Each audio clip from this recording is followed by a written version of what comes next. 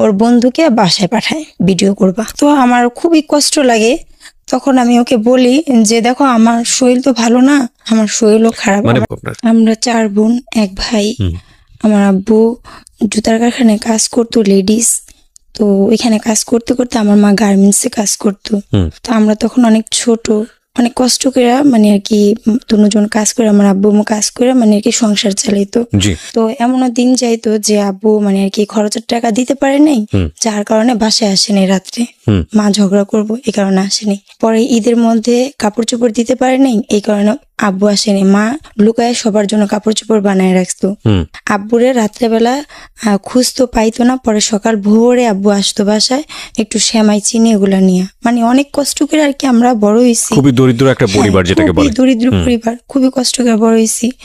আর যখন আর কি আমার মার ইচ্ছে ছিল মানে আর কি ছেলের, কিন্তু আমরা পরপর 4টা মেয়ে হয়েছি। 2টা বোন যখন আমি হই, আমি হাসপাতালে হই। আপনি কত নাম্বার? আমি 3 নাম্বার। 3 নাম্বারে। আচ্ছা, ঠিক আছে। যখন আমি হই তখন আমার মা মানে মেয়ে কেন হইলো, ঠিক আছে, এতে আমার মা খুবই ক্ষিপ্ত। আমি তখন ট্রেসিন বলে ডাক্তারখানা, সেখানে আমি হই। তো আমার মা বলে আরেকটা মহিলার বাচ্চা হয়ে মারা যায়, যার কারণে আমার মা বলে ওকে দিয়ে দিব। আমার তো মেয়ে আছে 2টা, ওকে দিয়ে দিব, দত্তক দিয়ে দিব। হ্যাঁ, দত্তক দিয়ে দিবে। তখন আমার খালা আমার আব্বাকে যায় বলে জলদি চলেন, আপনার মেয়ে হয়েছে দেখে আপা তো মেয়েকে দিয়ে দিতেছে। তখন নিয়ে আসলো। নিয়ে আসার পর আব্বা এসে বলে না, আমার মেয়েকে আমি দিব না, মেয়ে হয়েছে কি হয়েছে। পরে আব্বা নিয়ে আসলো। আব্বা আমাকে অনেক আদর করতো। তো মার মুখের থেকে আর কি শোনা। এবার আমি আসার পরও মা আমার বলতেছে তোর এই কথাগুলো মনে আছে। তা আমাকে বলে যে মানে আর কি আমার মুখের উপরে বালিশ দিয়ে উনি টয়লেটে চলে যেত আর বলতো আল্লাহ যায় যেন দেখি ও মরে গেছে। ঠিক আছে, যায় যেন দেখি ও মরে গেছে। তো কথাগুলো শুনতে কিন্তু অনেক কিন্তু মনে হইলো অনেক কষ্ট লাগে যে আজকে মেয়ে জন্ম নিছে দেখে আমার মা আমাকে যে জন্ম দিছে গর্ভধারিণী মা, সে আমাকে চাই নাই। ঠিক আছে, খুব কষ্ট লাগতো, কিন্তু কখনো বলতাম না। যে আমার মা যখন ছোটবেলায় দুষ্টামি করতাম তখন বলতো কই মাছের জান নিয়ে আসছিস। ঠিক আছে, এত মারতে চাইছি মরস নেই। তো আবার লবণ পানি খাওয়াই দিছিল একবার যাতে আমি মইরা যাই, খালি দোয়া করতো যেন আমি মইরা যাই। তো শত হোক মা। তো পরে আমার আব্বা এসে দেখা ফেলানোর পরে আমার মাকে মানে কুইদা গেছে মারতে, আমার মেয়ের যদি কিছু হয় তাহলে তোরে আমি ঘরে রাখবো না, এগুলা বলছে। পরে কিন্তু মা খুবই মানে আমার প্রতি খুবই ক্ষিপ্ত ছিল। পরে আস্তে আস্তে বড় হওয়ার পর সেই জিনিসটা আবার আরেকটা মেয়ে হয়, আমার ছোট বোন। তখন মা চাকরি করে, ওই মেয়েটাকে দেখাশোনাও করতে পারে না, কিন্তু ওর বেলায় এমন করেনি, কিন্তু আমার বেলায় এগুলা করছে। করার পর এগুলো মা নিজের মুখে স্বীকার করা, মা নিজে বলে। আমার আব্বা আমাকে অনেক আদর করতো। আমার আব্বা আমাকে গোসল করে আমার খালার বাসায় নিয়ে যেত, আমাকে ধরে মারতো আমার মা। এই কারণে আমার কি করতো, ওই বাসায় নিয়ে রাইখে আসতো। আবার যখন রাত্রে বাসায় আসতো তখন আমার আব্বা আবার আমাকে নিয়ে আসতো। তো এরকম করে বড় হই। ছোটবেলার জীবনগুলো এইভাবেই যায়, খুবই কষ্টের মধ্যে কাটে। তারপরও বোনরা 4 বোন ছিলাম। বড় আপা আমাদেরকে মানুষ করছে, মানে মায়ের মতনই বড় আপা মানুষ করছে। মা চাকরি করতো, আব্বাও কাজ করতো। বড় হয়ে একই বাসার মধ্যে আমরা ভাড়া থাকি একই বাসার মধ্যে, মানে কোয়ার্টার বাসা, একই বাসার মধ্যে ভাড়া থাকি। তো ওই ছেলেটা আর কি, আমি আবার কারচুপির কাজ জানি, হাতের কাজ। তো এটা আমার বড় দুলাভাই আর কি শিখায়। আমার বড় বোনের যখন বিয়ে হয় তখন আমার বড় দুলাভাই আমাকে শিখায়। তো আস্তে আস্তে তখন প্রথমে দেয় 50 টাকা সপ্তাহ। তারপরে স্কুলে পড়ি, আমি স্কুলে ক্লাস 6 পর্যন্ত আমি পড়ি, তারপর আর পড়তে পারি না। এর মধ্যে আমার একটা ভাইও হয়। মানে আপনার 4 বোনের পর একটা ভাই হয়? হ্যাঁ, 4 বোনের পর একটা ভাই হয়। তখন আমি এখনো মানে সাবালক হইনি, তখন আমার ভাই হয়, তখন আমি ছোটই। তারপরে আমার মা বলে বাইরে যাব, পরপর বড় বোনেরও বিয়ে হয়ে যায়, মেজ বোনেরও বিয়ে হয়ে যায়। এখন 2 বোনের তো বিয়ে হয়ে গেছে, ভাই তো ছোট কোলে, তাকে দেখবে কি, এর জন্য আমার পড়া বন্ধ করায় দেয় মা। বাইরে চলে যায়। পড়া বন্ধ হবে ক্লাস 6-এ। ক্লাস 6-এ থাকতে পড়া অফ করে দেয়, পড়া বন্ধ হয়ে যায়। পরে আমাকে বলে যে তুমি দেখবা, ওরে দেখবা, এই কারণে আমার লেখাপড়া বাদ দিয়ে দেয়। পরে আমার স্যার বলে যে ওর তো মাথার ব্রেনটা অনেক ভালো আন্টি, ওরে পড়ান। পরে মা বলে যে দেখো বাবা, ওরে যদি এখন পড়াই তাহলে আমার সংসার কে দেখবে, আমি তো বাইরে চলে যাব। সেখানে আমার মা তখনের সময় 60,000 টাকা জমা দেয়। ঠিক আছে, তখনের 60,000 টাকা অনেক কিছু। আমার মার যেখানে যা সঞ্চয় ছিল সব আমার মা ওইখানে একাকিত্ব করে দেয়। তারপর থেকে উনি সেই টাকাটা যার মাধ্যমে দেয়, সে মাইরা কোথায় চলে যায়, তাকে আর পাওয়া যায় না। তারপরে আমার মা যাইতে পারে না, আমার পড়া তো বন্ধই থাকে। তারপরে আমি কারচুপির কাজ করতে থাকি, আর আমার মা বাহিরের মানে আমার আব্বার যে কারখানা ছিল, কারখানার কর্মচারী খাইতো আমাদের ঘরে। তো সেখান থেকে আমার আব্বা কারখানা বড় হয়, কর্মচারী খায়, আমাদের ঘরেই খায়, আমার বাইরের 2টা লোকও খায়, মা গার্মেন্টসের কাজ বাদ দিয়ে দেয়, তখন ঘরেই রান্না করে, বাইরের কয়েকটা কর্মচারী খাওয়ায়। আচ্ছা, ওইটা দিয়ে আর কি সংসার চলে, আব্বার টাকা ওইটা দিয়ে সংসার চলে। আমরা লেখাপড়া করি, আর লেখাপড়া তো আমার ছাড়াই দেয়, কিন্তু ছোট বোন লেখাপড়া করতে থাকে। তো ঘরের মধ্যে আর একই বাসার মধ্যে ভাড়া থাকি। তো প্রথমে কাজ করি বড় আপার হাজবেন্ডের সাথে শাড়ি কাজ করি। যখন ওদের সাথে আবার একটু রাগারাগি হয়, তখন ওদের সাথে থেকে কাজ ছাইড়া দিই। ছাইড়া দেওয়ার পর তো ও আবার আমাকে পছন্দ করতো। যখন আমার বড় আপার এখানে কাজ করি, তো ও আবার শাড়ির কাজ মানে আর কি নরসুন্দির থেকে ওইখান থেকে শাড়ি আনতো, আনার পর আর কি কাজ করাইতো। তো বলছে যে আচ্ছা আমার শাড়ি করেন, আমি আপনাকে টাকা বাড়াই দিব, নগদ দিয়ে দিব। তো বলতেছে ঈদ আইসা পড়ছে, কুরবানি ঈদ, বলছে যে আপনারা নাইট করে আমার এই শাড়িগুলো নামাই দেন, আমি আপনার সাথে করবো। তো আমি আবার আমার বাসার থেকে বড় আপার বাসায় যায় আমার বড় আপার বাসায় কাজ করতাম, আর শাড়ি ও দিত। তো খুব কালো ছিল, আর ওর একটা রোগ ছিল যক্ষা, যেটাকে টিবি বলে, ঠিক আছে, সেটা ছিল। তো আসতো না, আমি ওকে দেখতে পারতাম না। তো দেখতে পারতাম না, আমি বলতাম, মানুষকে নিন্দাইতে নাই, কিন্তু তখন মানে আর কি এরকম মানে একটা অহংকার বোধ কাজ করতো আমার ভিতরে। তো ও আইসা যদি পানি চাইতো, তখন আমি বলতাম পানি বাইরের থেকে খাইতে পারো না, আমি আবার বলতাম পানি বাইরের থেকে খাইতে পারো না। আমার বড় আপাকে বলতো ও এমন করে কিসের জন্য, এই কথা আবার বলতো। তখন আমার দুলাভাই বলতো বাদ দেওয়ার কথা, ঠিক আছে, আমি সহ্য করতে পারতাম। যখন চলে যেত তখন আমি অনেক ভ্যান ভ্যান করতাম, অনেক কিছু বলতাম। ও আসতো, আসার পর বলতো আমার শাড়ি করেন না, কটা শাড়ি আসতে নামাই দেন, আমি নগদ টাকা দিব, লাগলে বাড়াই দিব না, নাইট করে ঈদ আইসা পড়ছে নামাই দেন। তখন আমি আবার ওকে কাল্লু বইলা চেতাইতাম, মানে ও খুব কালো ছিল তো, ঠিক আছে, শর্ট ছিল, কালো ছিল, এই কারণে ওকে আমি কাল্লু কইলাম। আর আমার বড় আপা যে বাসায় ভাড়া ছিল, সে বাসায় একটা মেয়ে ছিল, বলতাম যাও ওই মেয়ের সাথে প্রেম করো, ওই মেয়ের সাথে প্রেম করো, ওইগুলো বলতাম, আমি বলতাম ওকে, মানে উৎসাহ দিতাম যাও প্রেম করো। ওর সাথে যখন নাইট করি, আমার বড় দুলাভাই ছিল ওর শাড়িগুলো নামানোর জন্য, মানে আর কি বলে নাইট করার জন্য, আমার বড় আপার বাসায়। তা আমি বড় আপা, তারপর ও পরে বলে আমি রাত্রেবেলা খাওয়াবো তোমাদেরকে সবাইকে, আই না বিরিয়ানি খাওয়াবো, আমার আবার বিরিয়ানি পছন্দ, পরে বলে বিরিয়ানি খাওয়াবো, আর 50 টাকা করে দিব, আমাকে বলে আর কি নাইট করলে 50 টাকা করে দিবে, বিরিয়ানিও খাবে। তখন আমি কি কাজগুলো নিয়ে যেত? হ্যাঁ শাড়িগুলো আর কি বিক্রি করতো, বিক্রি মানে আর কি এটা মালের অর্ডার আনতো, হ্যাঁ অর্ডার আনতো, মিডলম্যান হিসেবে কাজ করতো, কাজ করে, তারপর আবার ওটা কমপ্লিট করে দিত। ওইটাতে আবার ওর লাভ ছিল, সেটা নরসুন্দির থেকে আনতো। তারপরে এইভাবে কাজ করতে থাকি। তো 3টা নাইট করি, 3টা নাইট আমি 150 টাকা পাই ওর কাছ থেকে। তা আমি আবার আসিফের গান অনেক শুনতাম, আসিফের গান মানে আর আসিফ আমার অনেক মানে বেস্ট শিল্পী, হ্যাঁ খুব পছন্দের শিল্পী। তো ওর গান আর কি আমি শুনি। তো আমি বলি তুমি তো গুলিস্তান যাও, তোমার কাছ থেকে আমি 150 টাকা পামো, আমি তো জিন্সের প্যান্ট পরি না, তো আমার একটা জিন্সের প্যান্ট আইনা দিবা, কয় টাকা নিবো, ওইখান থেকে আনলে তো কমের মধ্যে আনতে পারবা, তো লালের মধ্যে একটা জিন্সের প্যান্ট আনবা, আর আমার জন্য আসিফের একটা বায়না ক্যাসেট নিয়ে আসবা। পরে বলছে কি আচ্ছা ঠিক আছে। তো ও আবার মনে মনে আমাকে পছন্দ করতো, সেটা তার আমি জানতাম না। তো আমি আর কি ওর নানার জন্য বাড়ি মার্কেটে যাই আমার ছোট বোনকে নিয়ে, এর মধ্যে তা আমার চুল আবার মেহেদি লাগানো থাকে, তো আমি যাই আর বলছি চুলের একটা কালার এনে দিতে, মানে চুল কালার করব, কালার এনে দিতে, আর কয় টাকা হয় আমি তোমাকে দিয়ে দিব, এই কথাটা আর কি বলি। কিন্তু ফ্রি ছিলাম খুব, কোনো খারাপ কোনো কিছুই ছিল না। তো আর কি আমাকে বলে আচ্ছা ঠিক আছে আমি আয়না দিব। তো আমাকে চুলের কালার আয়না দেয় একটা, আর একটা আসিফের পোস্টার, আসিফের গানের ক্যাসেট, জিন্সের প্যান্ট আনে নাও, ঠিক আছে, আর একটা ব্রেসলেট আনে পাথরের, একটা খাপের ভিতরে ভরা, আর তার ভিতরে একটা কাগজ বাস করে, ছোট করে বাস করে রাখা একটা কাগজ।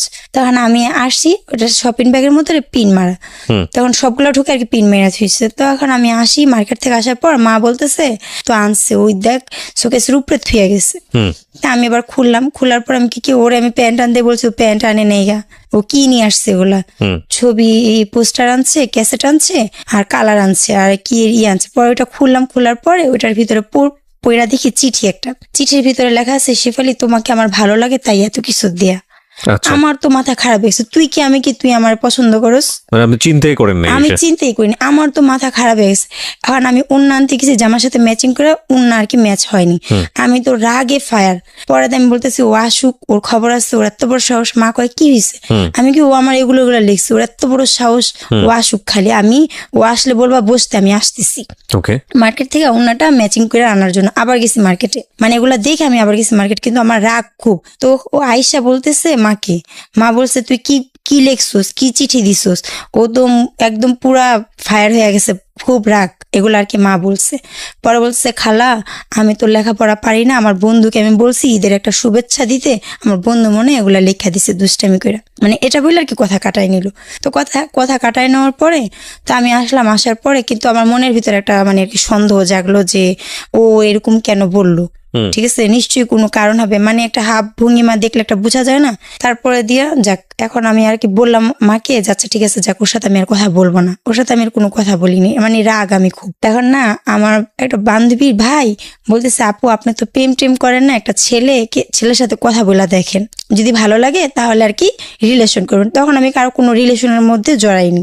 তখন আমরা একসাথে মানে আর কি ঈদের দ্বিতীয় দিন আর কি সকালবেলা রিক্সায় যখন উঠবো, ওই ছেলে আমি আমার বোন, ছোট বোন, আমরা যখন রিক্সায় উঠবো তখন এর দেখে ফেলাইছে, কিন্তু অরিজিনালি কিন্তু কিছুই না। তা আমার বান্ধবী ছিল, বান্ধবীর ভাই ছিল, সবাই ছিল, দেখে ফেলেছে। এখন তো আমি তো ভয় নি, আল্লাহ মাকে যদি বলে তাহলে তো মা মারবো বাসায় গেলে। এখন ওকে আবার সেটিং দেওয়ার জন্য ওর সাথে আবার কথা বলছি। পরে বলতেছে না, পরে আমার বলতেছে তুমি কি আমার সাথে রাগ করে আসো, আইসক্রিম খাও। কোন আইসক্রিম? আমি বরাবর কোন আইসক্রিম পছন্দ, কোন আইসক্রিম খাও।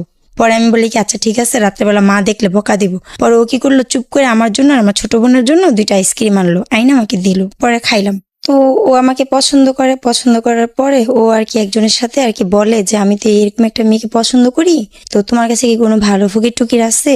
মেয়েটা তো আমাকে পছন্দ করে না, মানে ফকির ধরে আপনার জন্য তাবিজ কিছু করবে। আচ্ছা, তো আমার এই ঘটনাটা আবার আমার মা জানতে পারে, যে এই ছেলের সাথে বলে, সেই ছেলেটা যেভাবে হোক যে কোনো ভাবে আমার মার কানে খবর আসে। তখন আমার মা বাড়ির ভিতর অনেক ঝগড়া লাগাই দেয়, একই বাসায় ভাড়া থেকে অনেক ঝগড়া লাগাই দেয়। তখন আমার মা বলে কি তুই কিছু বলস না, তুই কিছু বলস না। তখন আমি বাড়ি ভরা মানুষের সামনে যাই ওকে, মানে ওর সামনাসামনি আমি ওকে বলি, এই তোর মতন ছেলের আমার পায়ের নখের যোগ্যতা আছে, তুই আমাকে পছন্দ করস, আমি এই কথাটা বলি। এর জন্য ওর সাথে আর আমাদের সাথে কোনো কথা নাই। একই বাসায় থেকে আমার ছোট বোনের জন্মদিন হইলো, তো আমার বিরিয়ানি তো বললামই আগে আমার খুব পছন্দ, তো বাবুর্চিতে বিরিয়ানি রান্না হয়েছে, আমি সারাদিন খালি বিরিয়ানি খেয়েছি একটু পরে পরে। তো আমার পেটে ব্যথা উঠে গেছে। এই পেটে ব্যথাটা আমার প্রায় সময় উঠতো। যখন পেটে ব্যথা উঠলো তো মারা সবাই ঘরে টিভি দেখতেছিল, আর আমার পেটে ব্যথা উঠছে দেখে আমি আবার মেজপার ঘরে চলে গেলাম। মেজপার ঘরে গিয়ে আমি পেট ধরে কাঁদতেছি, মা ঘুমাইতেছিল।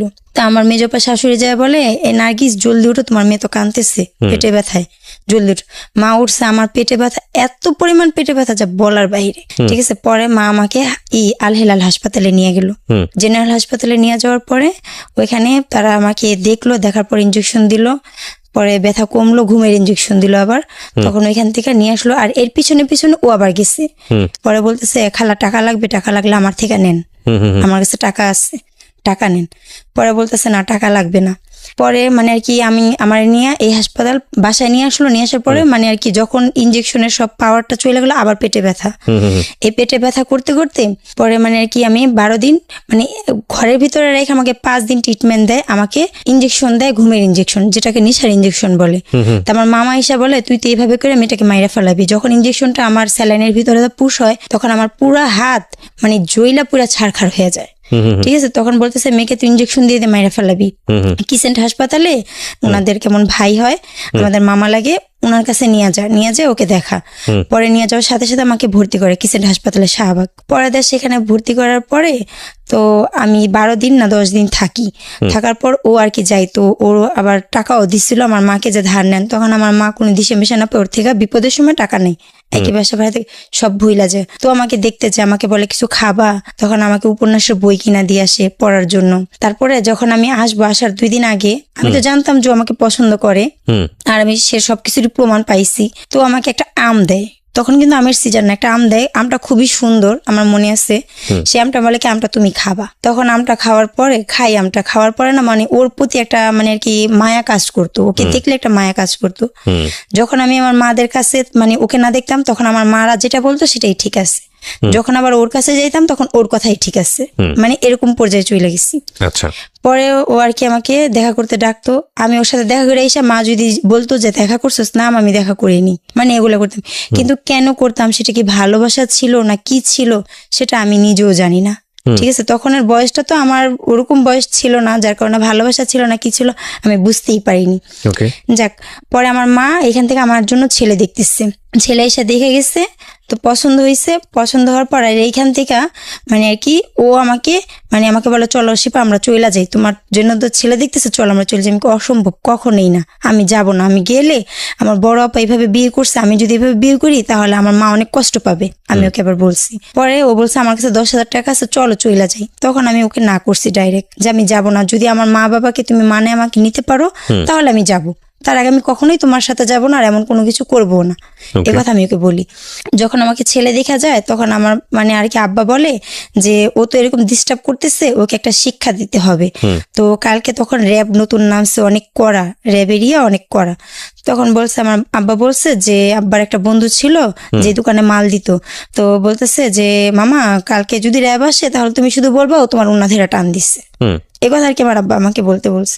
তখন আমি বললাম যে ওর টাকায় ওর সংসার চলে, ওর বাবা তো খরচপাতি দেয় না, খোঁজ খবর নেয় না। আজকে যদি আমি এই কথাটা বলি তাহলে ওর সংসার কিভাবে চলবে, সংসার বন্ধ হয়ে যাবে, তো একজনের এই ক্ষতিটা করা তো ঠিক না।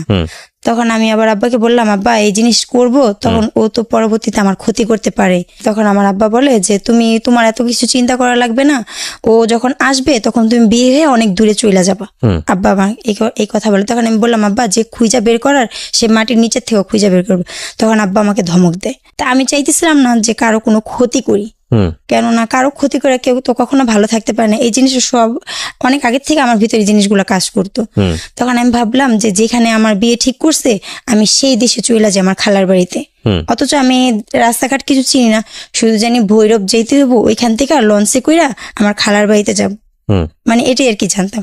তো আমি আবার 200 টাকা আমার এখান থেকে আমি চুরি করি, যার সাথে আমার বিয়ে ঠিক করছে তাকে আমার খালার বাড়িতে যে আমার খালাকে বলবো যে আমাকে বিয়ে দিয়ে দেন এইখানে। কিন্তু আমার অরিজিনালি এমন কোনো কিছুই ছিল না যে আমি ওর সাথে পালা যাবো, আমি শুধু ওকে বাঁচাইতে চাইছি। আমি চাইনি যে আমাকে তোমরা অন্য জায়গায় বিয়ে দিয়ে দিবা, ঠিক আছে, কিন্তু আমি কারো জীবন নষ্ট করতে চাই না। আজকে ওকে মারধর করবে, ওর মা কাঁদবে, অভিশাপ দিবে, সে অভিশাপগুলো তো আমার গায়ের হিসাব পড়বে অবশ্যই। ঠিক আছে, ভালো মানুষ বাঁচতেই পারে, সেটা তো কোনো অপরাধ না। ঠিক আছে, যার জন্য আমি এগুলা আর কি ভাবছি। তো আমি যখন ওকে বলি যাওয়ার কথা, তখন আমি সকালবেলা উঠার পর আমি আবার বালিশের নিচে একটা চিঠি লেখা যায়, মা আমি খালাম্মার বাসায় গেলাম, তোমরা আমার জন্য কেউ টেনশন করো না, ঠিক আছে। তো এখন ও বাড়িতে নেই, আমিও বাড়িতে নেই। তো আমার মা আবার বললো যে তোর আব্বাকে বল আধা কেজি আটা না 3 পা আটা আনতে। তা আমি আবার দোকানে গেছি, দোকানে যে আমি আব্বারে বললাম আব্বা 1/2 কেজি আটা না 3 পা আটা নিতে বলছে আম্মা। তো এই কথা বললে ওইখান থেকে ব্যাগ নিয়ে আমি বাইরে থেকেই চলে গেছি, আমি আর থামিনি। ও আবার ওর মার ব্যাংক ভেঙে ফেলাইছে, ভেঙে সব টাকাগুলা নিয়ে নিচ্ছে। ওর মা পয়সা টাকা টুকা জমাইছে, ওগুলো নিয়ে নিচ্ছে। নিয়ে নেওয়ার পরে ওর কাছে তখন টাকা ছিল না, কিন্তু ও তো পালায় যাবে আমার সাথে, কিন্তু আমার তো এগুলো ছিল না প্ল্যান। তো আমি যখন বাংলা স্কুলে এখানে যাই তখন আমি বললাম এরকম এরকম আব্বা বলছে তুমি চলে যাও এখান থেকে, আমি চাই না তোমার কোনো ক্ষতি হোক। তা আমি বাসে উঠি, গুলিস্তানের বাসে, ও আমার সাথে সাথে বাসে উঠে। ওঠার পর আমাকে বলে তুমি যেখানে যাইবা আমি তোমাকে সেখানে পৌঁছায় দিয়ে আসবো, চলো, তুমি তো চিনবা না, আমি তোমাকে দিয়ে আসবো। তো এই ভাইবা ও যায় আমার সাথে। যাওয়ার পরে আমি বলছি তোমার সাথে আমি যাওয়ার জন্য আমি আসিনি। পরে বলছে সমস্যা নাই, তাহলে আমি তোমার যে জায়গায় যাবা সেখানে আমি তোমার পৌঁছায় দিয়ে আসবো। তাই আমি ভাবলাম যে পৌঁছায় দিয়ে আসলে মানে তখন আমার সেন্সে এতটুকু কাজ করে নাই যে আমি যে ওর সাথে যাইতেছি তার পরিণতি কি হবে, ভালো হবে বা খারাপ হবে। তখন এখান থেকে গেলাম, যাওয়ার পরে তখন ছিল 15 আগস্ট শোক দিবস। আচ্ছা, ঠিক আছে। তো রাস্তাঘাট আমরা যখন গুলিস্তানে যাই সব গাড়ি ঘোড়া বন্ধ। এখন আমাকে বলে গাড়ি তো বন্ধ, কোথায় যাবা, এখন তো বাসাও যাইতে পারবা না, তাহলে চলো তুমি আমার দাদির বোনের বাসায় চলো, ওইখান থেকে কালকে আমি তোমাকে পৌঁছায় দিয়ে আসবো। তাই আমি ভাবলাম ঠিক আছে তাহলে যাই।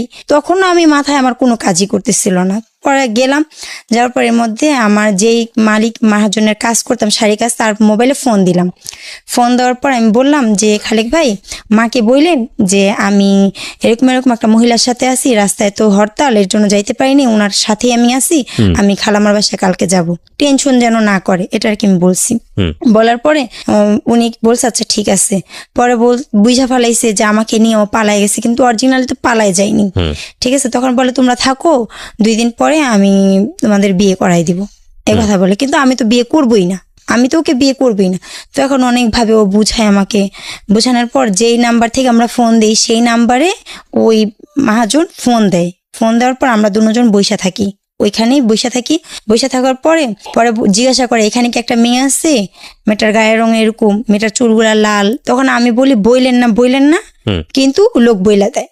পরে ওইখান থেকে আমার দুলাভাইরা সবাই আর কি জিজ্ঞাসা করে এটা কোন জায়গা, কোন দেশ, জায়গার নাম জিজ্ঞাসা করে। ওইখান থেকে আমাকে নিয়ে রিটার্ন ব্যাক করে। না বিয়ে করতে পারিনি। পরে ওইখান থেকে আসার পর ঢাকা আসি। হ্যাঁ, ঢাকায় আবার চলে আসি। ওর বাড়ি হলো শরীয়তপুর, ঠিক আছে। আমাকে নিয়ে শরীয়তপুর চলে যায়। শরীয়তপুরের থেকে আমাকে নিয়ে আবার ঢাকা চলে আসে। ঢাকা আসার পর ওর চাচার বাসায় যায়। ওর চাচার মানে ওর চাচিও অনেক উল্টাপাল্টা কথা বলে, তুমি কি ও কি দেখছো, হ্যান তেন এসে অনেক কথা বলে। তখন আমি অনেক কাঁদার পর ও আবার ওইখান থেকে যেই ভাই মানে আর কি মিথ্যা কথা বললে আর কি করে তার কাছে যাই। এখন সে বলে শিপা এখানে থাইকো না 1 মিনিটও, এখানে থাকলে অনেক সমস্যা হবে, তোমার মারা পুলিশ আনছে এই সে অনেক ভয় দেখায়। যার কারণে ওইখান থেকে উনি যদি তখনও বলতো যে শিপা আমি তো বুঝতে পারিনি, ঝামেলা হইতেছে, তুমি চইলা যাও বাসায়, বিয়ে যেহেতু হয়নি চইলা যাও বাসায়, তাহলে আমি চইলা যেতাম। আমি তো ভয় পেতেছি, কারণ আমার বয়সটা তখন কম, আমি অতটা ভালোভাবে বুঝতাম না। কত বছর বয়স তখন? তখন আমার 13 বছর বয়স। 13 বছর বয়স, ওকে, ঠিক আছে। তা আমি ভয়ে নাই, পরে মানে আর কি 13 তো খালি পড়ছি আমি, ঠিক আছে, তখনের কথা। তখন আমি চইলা যাই ওইখান থেকে। ও আমাকে মুন্সিগঞ্জে নিয়ে যায়, ওর ফুপুর বাড়ি। ফুপুর বাড়িতে যাই, যাওয়ার পর ফুপুরা রাখার পর আমি যাই 15 তারিখে, আমার বিয়ে হয় 28 তারিখে। এতদিন পর্যন্ত ওর ফুপুর বাড়িতে আমি থাকি। মানে শেষ পর্যন্ত আপনি রাজি হলেন নাকি বিয়ে করতে? হ্যাঁ, পরে আমাকে বলে দেখো এখন তুমি যদি যাও, আমি খালি বলতাম আমি বাসায় যাব, আমি বাসায় যাব। তখন আমাকে বলে যে তুমি যখন বাড়িতে যাও, যে মাথা উঁচা করে তুমি দাঁড়াইতা, তোমার সাথে তোমার কিছু হয়নি, মানুষ তো তোমার খারাপ বলবে, বলবে তোমার সাথে আমার অনেক কিছু হয়েছে, অরিজিনালি তো কিছু হয়নি। তখন আমি চিন্তা করলাম ঠিকই তো বলছে। আর আমি আমার ভাইকে অনেক ভালোবাসতাম, আমার মাকেও আমি অনেক ভালোবাসতাম। তো ওই খালি রাত্রেবেলা খালি কাঁদতাম, আমি আমার মার কাছে যাবো, আমি আমার মার কাছে যাই হোক। আপনি তারপরে ওকে রাজি হলেন? হ্যাঁ, পরে রাজি হই। উনাদের এখানে আমার বিয়ে হয়। বিয়ে হওয়ার পর এখানে আমরা সংসার করি। তার মানে একরকম জোর করেই আপনাকে আপনার হাজবেন্ড বিয়ে করলো। কিন্তু মানে এগুলো আর কি তখন তো আমি এটা বুঝতে পারিনি যে বিয়ে কাকে বলে। বিয়ে মানে সারা জীবন সুখে দুঃখে তার পাশে থাকা বা তার সাথে থাকা, এটা আমি বুঝি নাই। বয়স তখন কত? ঠিক আছে, 13 তখন। 13 বছর বয়স। আমি তখন বয়স কত ছিল? ওর ভালোই বয়স ছিল, মানে আর কি আপনার চেয়ে কয় বছরের? আমার চেয়ে ওর 3 বছরের বড় ছিল। তাহলে তো ওর তো 14, 15, 16 বছর বয়স। ওর মানে আর কি ও নাকি ওর ফ্যামিলির সবার বড়। ও বলতো ওর বয়স বেশি, ফ্যামিলির মানে আর কি ওর চাচাতো ভাই বোন সবার বড়। আমার শ্বশুর সবার বড় ছিল, আর ও ছিল বড় সবার। মানে ও কি বিয়ের জন্য প্রাপ্তবয়স্ক ছিল? ওর নাকি ও 17 ছিল, 17, 18 ওর ছিল। মানে দুজনই খুব অল্প বয়সে, এটা বোঝা যাচ্ছে। তো এখন মানে ওর যে ব্রেনটা ছিল, যে জ্ঞানটা ছিল, সেটা আমার ছিল না। ঠিক আছে, জ্ঞান না থাকলে তো একটা ফ্যামিলিও চালাইতে পারতো না, তাই না? যেহেতু একটা ফ্যামিলি চালায়, সেহেতু ও ভালোই বুঝে, ঠিক আছে। তো আমাকে ওগুলা বলে। তো প্রতিটা মেয়ের মনের ভিতরেই একটা চাহিদা থাকে যে আমার হাজবেন্ড এমন হবে, বা আমার স্বামী এরকম হবে, বা আমার স্ত্রী এমন হবে। প্রতিটা মেয়ে বা ছেলের মধ্যে একটা চাহিদা থাকে, যেই চাহিদাটা আমার অপূর্ণ, আমার জায়গায় আমার অপূর্ণই রয়ে গেছে। আমি সেটা কখনোই, আমার সেই খালি জায়গাটা আমার অপূর্ণই খালি রয়ে গেছে, সেটা কখনো ভরেনি। ও হয়তো আমাকে পায় হ্যাপি, কিন্তু আমি ওকে পায় কখনো হ্যাপি হই নাই, কখনো সেইভাবে আমি খুশি হইনি। কিন্তু কখনো ভালো লাগতো না, মানে ও আমাকে ছুঁইতো বা কোনো কিছু করতো, সেই জিনিসগুলো আমার ভালো লাগতো না, ঠিক আছে। সেগুলো আমি করতাম বাধ্য হইয়া করতাম। তো যাক, তারপরে যখন আমার প্রথম আমার বাচ্চা কনসেপ্ট করে, তখন আমি বুঝি না। কত বছর বয়সে? বিয়ে কতদিন পরে? বিয়ের পরে প্রথমেই আমার বাচ্চা কনসেপ্ট করে। প্রথমে বাচ্চা কনসেপ্ট করার পরে তখন আমি বলি যে বাচ্চা কনসেপ্ট করছে, তখন আমি অনেক অসুস্থ হয়ে যাই। তো ওর মানে আমার শ্বশুর, বিয়ের পরে তো আমার শ্বশুর, তো উনি আবার মুন্সিগঞ্জে যায় আমাকে নিয়ে আসে, আমাকে আর ওকে নিয়ে আসে ঈদের পরে নিয়ে আসার পরে মানে আর কি এর মধ্যে আবার আমি যখন বিয়ে হয়, আমি কথাটা পিছনে রেখে আসছি, আমার বিয়ের 15 দিন যাইতে না যাইতে মানে আমি পাগল হয়ে যাই, পাগলের মতন আমি আচরণ করি। আমি শুধু এতটুকু বলি আমার মার কাছে যাব, নিজের মাথার চুল নিজে টাইনা ছিঁড়া ফেলাই, ঠিক আছে। আর মনে হয়তো কে জানি কি পুড়তেছে আমার ভিতরে, জইলা পুইরা, মানে 10টা বাজলে, সকাল 10টা বাজলে আমার ভিতরে জইলা পুইরা ছাড়খাড় হয়ে যেত। আর খালি বলতাম আমার মার কাছে যাব। মানে বিয়ের পরে আপনাকে বাড়িতে পাঠায়নি? না, বাড়িতে পাঠায়নি। ওর মুন্সিগঞ্জেই রাখছে, ওইখানে আমাকে রুম ভাড়া করে ওইখানেই রাখছে। আচ্ছা। তো মানে আর কি অনেক কষ্ট করে আর কি সংসার চলতো, মানে ওই করতো, মানে জুতার আপারের কাজ করতাম। আর Okay. জুতার মধ্যে যে কারচুপির কাজটা হয়, পুঁতি চিমকি বসানো, সেগুলা ও ঢাকার থেকে নিয়ে যেত, ওইখানে আমরা দুজন কাজ করতাম। ওকে, ওইখান থেকে ও আর কি আমাকে খুবই মারধর করে, ঠিক আছে, মানে আমি এদিক ওদিক চলে যাই দেখে খুবই মারধর করে। মারধর করার পর ও আমার মার কাছে নিয়ে আসে।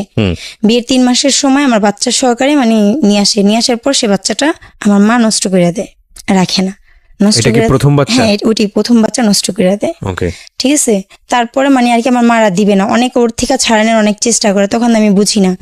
তখন মানে আর কি আমাকে বলে বিয়ের পর স্বামী সব মানে আশেপাশের অনেকে মানে আর কি লুকায় লুকায় আমাকে এগুলো বলতো। তারপর আমি আবারও 21 দিন পর আবার ওর কাছে চলে যাই।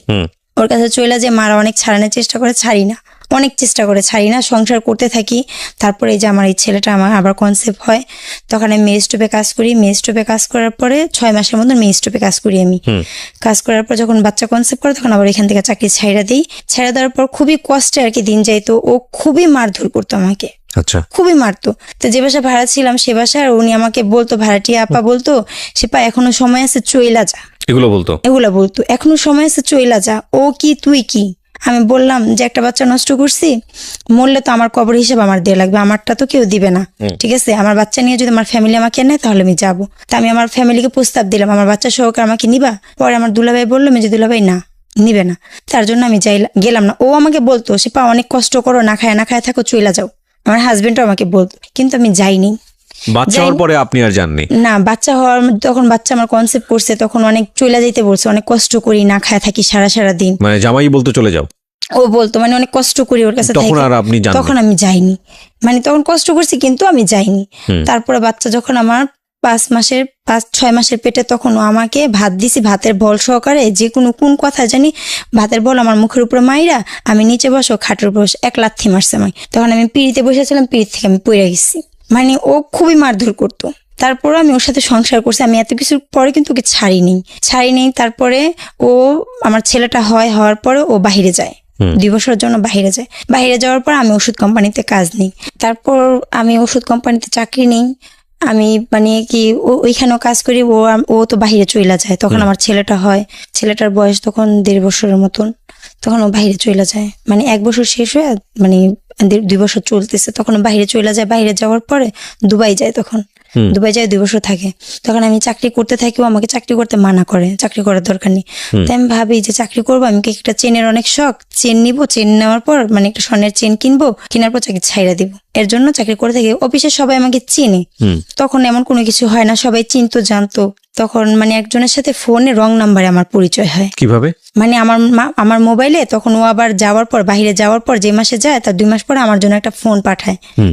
ফোনের মধ্যে তখন আর কি যখন ফোন ইউজ করি, তখন একটা রং নাম্বারে ফোন আসে। আচ্ছা, ফোন আসে, অনেক রং নাম্বারে আসতো, কথা বলতাম না, কিন্তু ওই রং নাম্বারে ফোনে কথা বলতো এমন ভাবে যে আমি তার সাথে কথা বলি, কিন্তু ওই ছেলেটা আমাকে চিনতো। মানে এটা আর কি ওরা আর কি বন্ধুরা প্ল্যান করে আমার সাথে কথা বলে। ছেলেটা চিনতো কিভাবে? ওর এক বন্ধু বলতো যে মেয়েটাকে এরকম আমি ফোন দিই, মেয়েটা আমার সাথে কথা বলতে চায় না, পরে বলে দে, আমি কথা বলে দেখ। এবং আপনি দেখা করতে যান? হ্যাঁ, দেখা করতে যাই। কথা বলার কতদিন পরে দেখা করতে যান? মানে কথা বলার মনে হয় মাসখানেক পরে। তখন আপনার হাজবেন্ড? ও তো বাইরে দুবাই থাকে। দুবাইতে তখন? হ্যাঁ, তারপর? তো তখন আমি ওষুধ কোম্পানিতে কাজ করি। তখন আপনার একটা বাচ্চাও আছে? হ্যাঁ, বাচ্চাও আছে। জি। তো কথা বলার পর, আমার ছেলে তো ছোট, একদম ছোট। তো কথা বলার পরে ও আর কি আমার সাথে দেখা করতে চায়। দেখা করার পর আমি তো বলি না আমার বিয়ে হয়েছে। যখন দেখা হয়, তখন দেখা হওয়ার পর আমি বলি, আমাকে দেখা আপনার কি মনে হয়? কয় ভালো। আমি কি ভালো না, আমি ম্যারিড, আমার একটা ছেলেও আছে, আমার হাজবেন্ড বাইরে থাকে, এই কথাটা আমি বইলা দিই। পরে বলে তো আমি কি যে, তো আমি মিথ্যা কথা বলছিলাম যে আমি লেখাপড়া করি, আমি চাকরি করি। পরে ওর সাথে মানে এমনি কথাবার্তা বলি, কিন্তু ও ছিল ড্রাইভার। আচ্ছা। ও আমার সাথে মিথ্যা কথা বলে। তখন ও আবার বলে যে আমি মিথ্যা কথা বলছি, আমি কোনো লেখাপড়া করি না, আমি গাড়ি চালাই। আচ্ছা, ঠিক আছে। তখন একটা ফ্রেন্ডশিপ হয়, জাস্ট বন্ধুত্ব হয়। তো কিন্তু ওর কথাবার্তা খুবই ভালো লাগতো আমার কাছে, খুবই ভালো লাগতো ওর কথাবার্তা আমার কাছে। তো কথাবার্তা বলতাম। তো একদিন আমাকে বলে ওদের বাসায় নিয়ে গেছে, ওর মার সাথে কথা বলাইছে। ঈদের মধ্যে 6 মাস থাকে ওর সাথে আমার সম্পর্ক থাকে, 6 মাস, মানে সেটা জাস্ট বন্ধুত্বের, জাস্ট অন্য কোনো কিছুই না। তো আমার ছেলেকে খুবই আদর করতো, আমাকে মানে আর কি এমনি কোথাও বাইরে কোথাও ঘুরতে টুরতে যাইনি, ফোনিং যা কথাবার্তা রাস্তাঘাটে দেখা এই জাস্ট।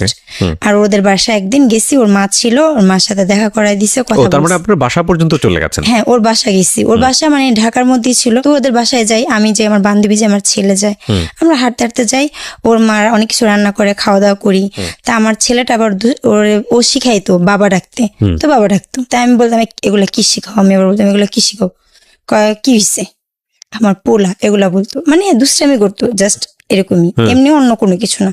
তারপর ওর মার সামনেও বাবা বাবা বলতো। এই ধরনের বন্ধুত্ব সম্পর্ক গড়ে উঠছে, এটা কি আপনার হাজবেন্ড জানতো দেশের বাইরে থেকে? না, ও জানতো না, কিন্তু ওর সাথে কথা বলে দিছিলাম, ফ্রেন্ডশিপ। ও বাংলাদেশে যখন আসে তখন ওর সাথে কথা বলে দিছিলাম যে আমি রং নাম্বার, আমার সাথে একজনের সাথে ফ্রেন্ডশিপ হয়, কথা বলো। আচ্ছা। আর আমার হাজবেন্ড আমাকে যেটা সবচেয়ে বড় কথা হলো সময় দিত না। ভালো মন্দ একটা সুখ দুঃখের কথা কার সাথে বলে, তার স্বামীর সাথেই তো বলে। তখন আপনার বয়সও অনেক অল্প, 14 বছর 13-14 বছর বয়স। তখন আমার সাথে কথাও বলতো না ভালো করে, মানে আর কি ফোন দিত, দিয়া জিজ্ঞাসা করতো খাওয়া দাওয়া করছো, ভালো আছো, ছেলে কি করে, ভালো আছে, বা শেষ, এই, আর কোনো কিছু না। কিন্তু একটা চাহিদা বা একটা ভালোবাসার কথাবার্তা ওর মধ্যে, সেই জিনিসগুলো আমি কখনো পাইনি। সবসময় খুঁজতাম ওর মধ্যে, যেটা আমি ওর মধ্যে পাইতাম না। তো মানে আর কি তারপর ও আমার থেকে দেখতে মানে বলে না মানানসই নাই, একদম মানে বেমানান, আপনার সাথে যায় না, একদম যায় না, ঠিক আছে। তারপরও মানে আর কি বলতে হয় না এই কথাটা, কিন্তু তারপর আমি কখনো ওকে মুখের উপরে বলতাম না। মানুষ বলতো, সবাই বলতো যে কি এর সাথে কি, এগুলো বলতো।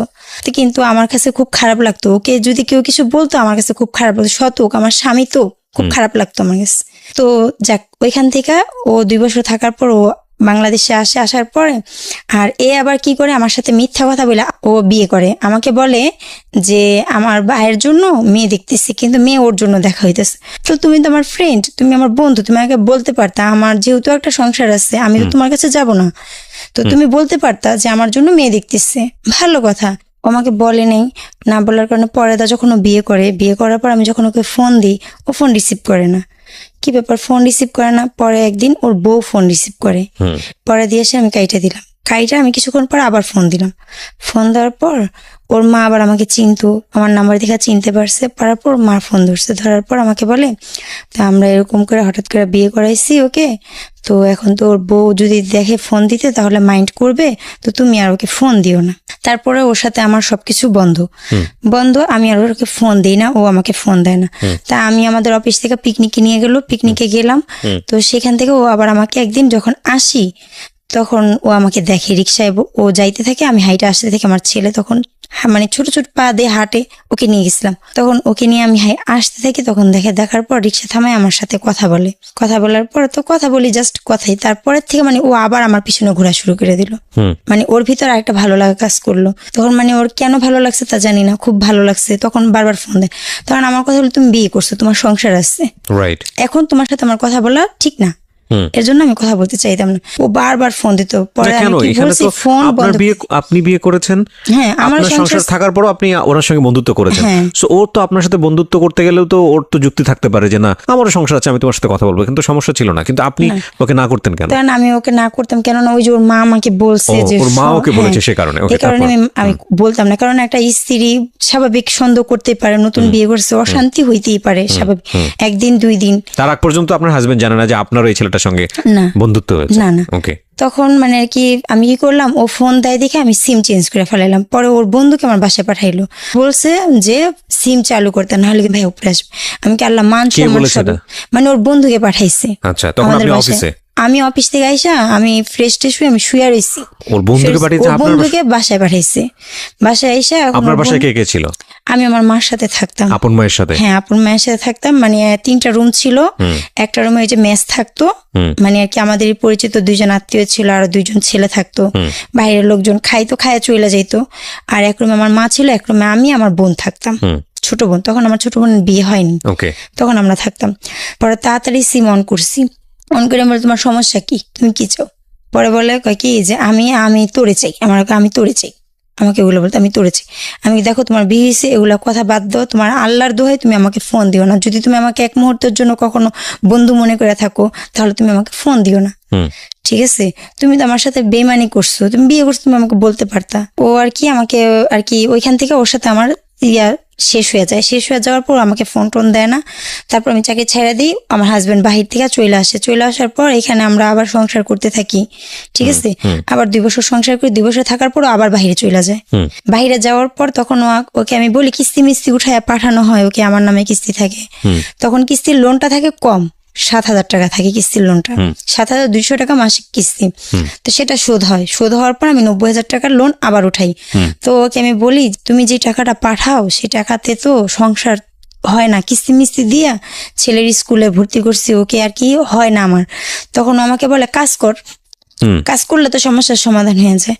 আমি যদি কাজই করি তাহলে তোমাকে আমি কষ্ট করে বিদেশ কেন পাঠাইলাম? আমার কথা হয়েছে এটা। এই ওষুধ কোম্পানিতে তখন আমি প্রোডাকশনে মানে আর কি ওয়ার্কারে কাজ করতাম, ঠিক আছে। প্রোডাকশনে কাজ করতাম, ওষুধ প্যাকিং করতাম। কত টাকা বেতন পেতেন? তখন বেতন পেতাম খুবই কম, 1800 টাকার মতন বেতন পেতাম। সারা মাস কাজ করে? হ্যাঁ, সারা মাস কাজ করে 1800 টাকার মতন বেতন পেতাম। তারপরে যখন ঢুকলাম আমি অনেকদিন পর, তখন আমি 4,500 টাকার মতন বেতন পেতাম। আচ্ছা, তারপর? ঠিক আছে, মানে 4600 টাকার মতন লাঞ্চ বিল নিয়ে 4600 টাকার মতন। তারপরে ও আমাকে বলে, আমি এখানে যাই, যাওয়ার পর আমি রান্নার কাজে ঢুকি। স্যারের সাথে কথা বলে, সবাই তো আগেই চেনা জানা ছিল, খুব লজ্জা লাগতো রান্নার কাজ করব, খুবই নিজের কাছে খুব খারাপ লাগতো। তো রান্নাটা করতে হইতো। অফিসের পিছনে একটা গেট ছিল, সেই গেট দিয়ে যায় ঘুরা যায়, মানে সেই জায়গায় যায় চুলা ছিল, সেই জায়গায় যায় রান্না করতে হতো। উপর থেকে নিচে নেমা, মানে 6 তলা উপর থেকে নিচে নেমা, পিছনে যায় রান্না করতে হতো। বাজার টাজার ওইখানে এনে দিত। তো ড্রাইভাররা পিছনে থাকতো, ওইখানে রুম ছিল, ওইখানে ড্রাইভাররা থাকতো। তো আমাকে বলতে সে পেলাপা আমি বিয়ে করলে কখনো বউ রেখা বিদেশ যাব না, এগুলা বলতো আর কি। কে বলতো এটা? ড্রাইভার, ওষুধ কোম্পানির ড্রাইভার, ড্রাইভার ছিল। তো আমাকে বলতো যে শিপেলাপা আপনি আপনার হাজবেন্ড আপনাকে রেখা বিদেশ গেছে, আমি বিয়ে করলে কখনো বউ রেখা বিদেশ যাব না, এই কথাগুলো বলতো। তো মানে ওই জায়গায় আবার গাছে থেকে পেঁপে টেপে পায়রা আনতো, ভর্তা বানাইতো, আমাকে সাধতো, আমি রান্না করতাম, সাধতো। আর ওদের মেসেরও একটা মহিলা আন্টি ছিল, ওদের রান্না করতো। তো দুজনই পাশাপাশি 2 চুলায় রান্না করতাম। উনি রান্না করতো মেসের, আর আমি স্টাফদের স্যারদের রান্না করতাম। ও আর কি আমার সাথে দুষ্টামি করতো, এটা বলতো কি আমার জন্য একটা মেয়ে দেখেন না শিপেলাপা, একটা মেয়ে দেখেন না, একটু কথা বলবো, একটু দুষ্টামি করবো, প্রেম করবো, এগুলো বলতো। তখন আমি বলতাম যে এই বারবার এগুলা বলেন, আপনার কেমন মেয়ে দরকার? আমি এবার দুষ্টামি করে, আমি ফ্রি ছিলাম, বলতাম দুষ্টামি করতে করতে। কাজের ক্ষেত্রে অনেকে অনেক কথা বলতেই পারে, তো বলতাম। তো আমি বলতাম কেমন মেয়ে দরকার আপনার? পরে বলে আপনার মতন হইলে চলবে, আমাকে আবার বলতো। তো আমি বললাম তাহলে আপনি আমার নাম্বারটাই নেন। আমি এবার এই কথা বলছি, আমার নাম্বারই নেন। পরে উনি কি করে, আমার মোবাইলটা নিয়ে ওনার নাম্বার উঠায়া ওনার মোবাইলে ফোন দেয়। তখন আপনার হাজবেন্ড কি দেশে না দেশের বাইরে? বাইরে, তখন মালয়েশিয়া। দুবাই থেকে তো আইসা থাকলো 2 বছর, তখন আপনার হাজবেন্ড আবার চলে গেল। হ্যাঁ, মালয়েশিয়া চলে গেল। পরে ও আমাকে বলে যে আমাকে ফোন দেয়, ফোন দিয়ে বারবার ও ফোন দিয়ে ও কথা বলে। আপনার কি ওই সময় ওই ছেলেটাকে ভালো লাগতো নাকি এমনিতেই? মানে ভালো লাগতো, মানে স্মার্ট ছিল, মানে একটা মেয়ে যেরকম একটা ছেলে বা যেরকম একটা মানুষকে সবসময় মানে আর কি পছন্দ করে, ওর মধ্যে সেরকম সবকিছুই ছিল। তো সে কারণে আপনি ওকে ইচ্ছা করে নাম্বারটা দিয়েছেন? ইচ্ছা করে না, এটা দুষ্টামির মধ্যেই দেওয়া হয়েছে। কিন্তু যে ওর সাথে রিলেশন করবো বা কোনো কিছু, এগুলা তখন মাথার ভিতরে আনিও নাই, এগুলা ভাইবাও দিইনি, ঠিক আছে। দুষ্টামির মধ্যে দিয়ে দিছি নাম্বার, ও ফোন দিত, তো দুষ্টামি করতাম। তো মানে কিছুদিন কথা বলার সাথে সাথে, মানে 10-12 দিনও যায়নি, কথা বলতে না বলতে আমার হাজবেন্ডের কানে চলে গেল। চলে যাওয়ার পর আমাকে জিজ্ঞাসা করার পর, তো আমাকে ও জিজ্ঞাসা করলো, আমি ওর কাছে স্বীকার যাই, হ্যাঁ কথা বলি। তারপরে মানে এর মধ্যে আমি আবার একটু অসুস্থ হয়ে যাই। সন্দেহ করার পর আমার দুলাভাইকে বলে যে ও হয়তো মানে অ্যাবর্শন করাইছে, এই কারণে হয়তো ওর এরকম হয়েছে, কিন্তু এমন কোনো কিছুই না। ও আর কি আমাকে দেখতাম 35টা কল, 36টা কল, 40টা কল ও আমাকে কল দিত। মোবাইল পকেটে রাখা থাকতো, ইউনিফর্ম পরা থাকতাম তো পকেটে রাখা থাকতো, তো সাইলেন্ট করে দিতাম। উপরে যখন যাইতাম তখন দেখতাম অনেক কল, ছাদে দাঁড়ায় ঘুরতাম আর কথা বলতাম ওর সাথে। ভালো লাগাটা শুরু হলো, তখন ও আমাকে বলল যে আমার হাজবেন্ড কিন্তু, আমার তো ওই শারীরিক সমস্যা হইতেই ছিল।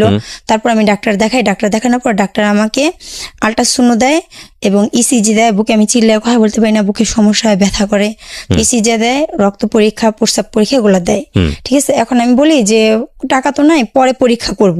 আমি আমার হাজবেন্ডকে বলি যে পরে পরীক্ষা করব। ওর মানে মনের ভিতরে সন্দেহ যে আমি অবশ্যই মনে অ্যাবর্শন করাইছি, যার কারণে আমার এরকম সমস্যা হইতেছে, আর পরীক্ষা করাইলে সেটা ধরা পড়বে। ওর ভিতরে সেই জিনিসটা চলতেছিল। মানে আপনার হাজবেন্ড বারবার বলছিল যে তুমি পরীক্ষা করো। আমি বলছি টাকা তো নাই, সামনের মাসে তুমি দিলে তখন পরীক্ষা করাবো। আমি তো ওষুধ আনছি, ওষুধ খাইতেছি, আমার সমস্যাটা একটু সমাধান হইতেছে। পরে ও বলে না, পরীক্ষা করাইতে হইব। আর মানে আর কি পরীক্ষা করাইতে রিপোর্ট যখন নিয়ে যায়, পরীক্ষা করাই আমি, ওর মার কাছ থেকে টাকা নেই, ও টাকা দিতে পারে না, ওর মার কাছ থেকে মানে আমার শাশুড়ির কাছ থেকে টাকা নিয়ে পরে আমার পরীক্ষাগুলো করানোর পর যখন আমি রিপোর্ট দেখাইতে যাই তখন বলে ওর বোনকে নিয়ে যেতে, মানে আর কি শুনতে পারবে যে আমি এমন কিছু করছি কিনা, কিন্তু আমি তো জানি আমি এমন কিছু করিনি, কিন্তু তার সাথে আমার খুবই মানে আর কি মানে তার খুবই ভালো লাগতো। আর যখন আমার তখন পর্যন্ত কি আপনাদের সঙ্গে এমন কোনো সম্পর্ক গড়ে উঠেছে? না না, এমন কিছু হয়নি। এমন কিছু হয়নি। এমন কোনো সম্পর্ক বলতে আমি বলতে চাচ্ছি যে মনের আদান প্রদান বলতে যেটা বোঝায় আর কি। হ্যাঁ, মনের আদান প্রদান, ভালোবাসা, আমি ভালোবাসি তাকে, সেটা হয়েছে। হ্যাঁ, সেটা হয়েছে। ও আপনাকে ভালোবাসতো? হ্যাঁ, ও ভালোবাসতো। মানে একই অফিসে আপনারা দুজন কাজ করতেন এবং আপনাদের মধ্যে ধরনের একটা সম্পর্ক। ভালোবাসা।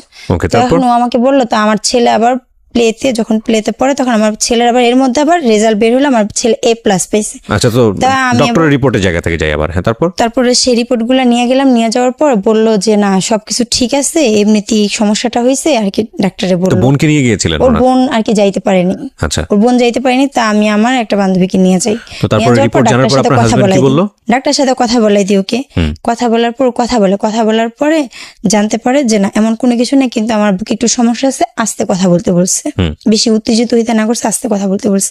কারণ জোরে কথা বললে আমার শরীর হাত পা কাঁপে, বুকে ব্যথা করে, শ্বাস টান দিতে পারি না, যার জন্য এতটুকু সমস্যা ধরা পড়ছে, আর কোনো সমস্যা ধরা পড়েনি। তারপরের থেকে আমার সেটা ঠিক হয়ে গেছে। ঠিক হয়ে যাওয়ার পরে কিন্তু ও জানতেছে যে ওর সাথে আমি কথা বলি, এটা ও জানতেছে। তো আমার ছেলে পরীক্ষায় ভালো রেজাল্ট করে, তখন আমি বলি আমার ছেলে না অনেক ভালো রেজাল্ট করছে, A+ পাইছে, তো ম্যাডামদেরকে মিষ্টি খাওয়াইছে। পরে ও আমাকে বলে আমাকে মিষ্টি খাওয়াইবা না? তো আমি বললাম হ্যাঁ খাওয়াবো। আমাকে বলে আমাকে মিষ্টি খাওয়াবো না? তো আমি বললাম খাওয়াবো। তো বলতেছে আচ্ছা ঠিক আছে, কবে খাওয়াবা? আমি কি যখন বলবা তখনই খাওয়াবো। আমি আবার বলি যখন বলবা তখনই খাওয়াবো। তখন বলতেছে যে কোথায় খাওয়াবা?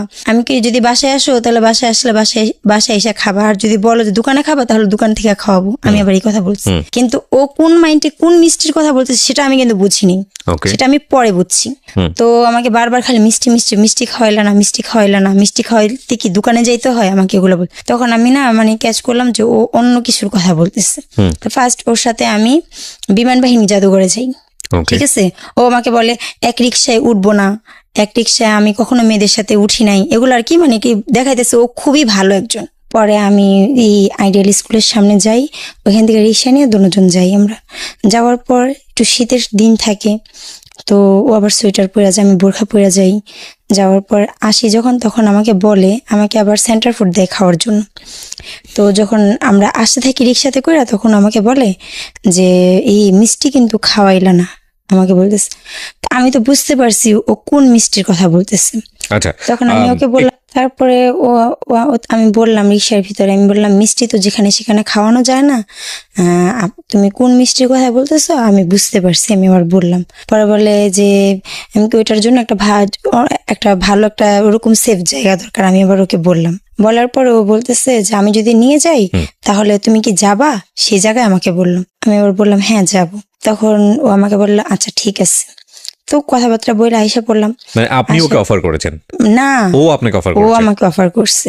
আমি তাহলে যেখানে সেখানে কি মিষ্টি খাওয়ানো যায়? আচ্ছা, আমি ইন ডিটেইলি জানতে চাচ্ছি না বিষয়গুলো, আমি শুধু এতটুকু পরিষ্কার হতে চাই যে একটা অনৈতিক এবং অবৈধ সম্পর্ক যেটাকে আমরা বলি, সেটা আপনারা সেই সম্পর্কের মধ্যে আপনারা গেছেন কি যান নাই? হ্যাঁ গিয়েছিলাম। তো সে আমাকে আর কি বলে যে আমি যেখানে নিয়ে যাব। কমিটমেন্টের বেসিসে ছিল? কমিটমেন্ট বলতে আমি যেটা বোঝাচ্ছি যে না আপনি বর্তমান যে সম্পর্কে আছেন সেই সম্পর্ক থাকবে না আপনার, সেখান থেকে বের হয়ে যাবেন, বের হয়ে আপনি ওর সাথে সংসার করবেন, নাকি বন্ধুত্ব, ভালো লাগা, প্রেম এখান থেকে হয়ে গেছে? জাস্ট প্রেম এটাই হয়ে গেছে, কিন্তু কোনো প্ল্যান ছিল না, কোনো প্ল্যান ছিল না, ঠিক আছে? কিন্তু আমার যখন ওর সাথে ফিজিক্যালি সম্পর্ক হয় তখন আমার মধ্যে একটা কাজ করতেছিল যে আমি ওকে পাইতে চাই সারা জীবনের জন্য।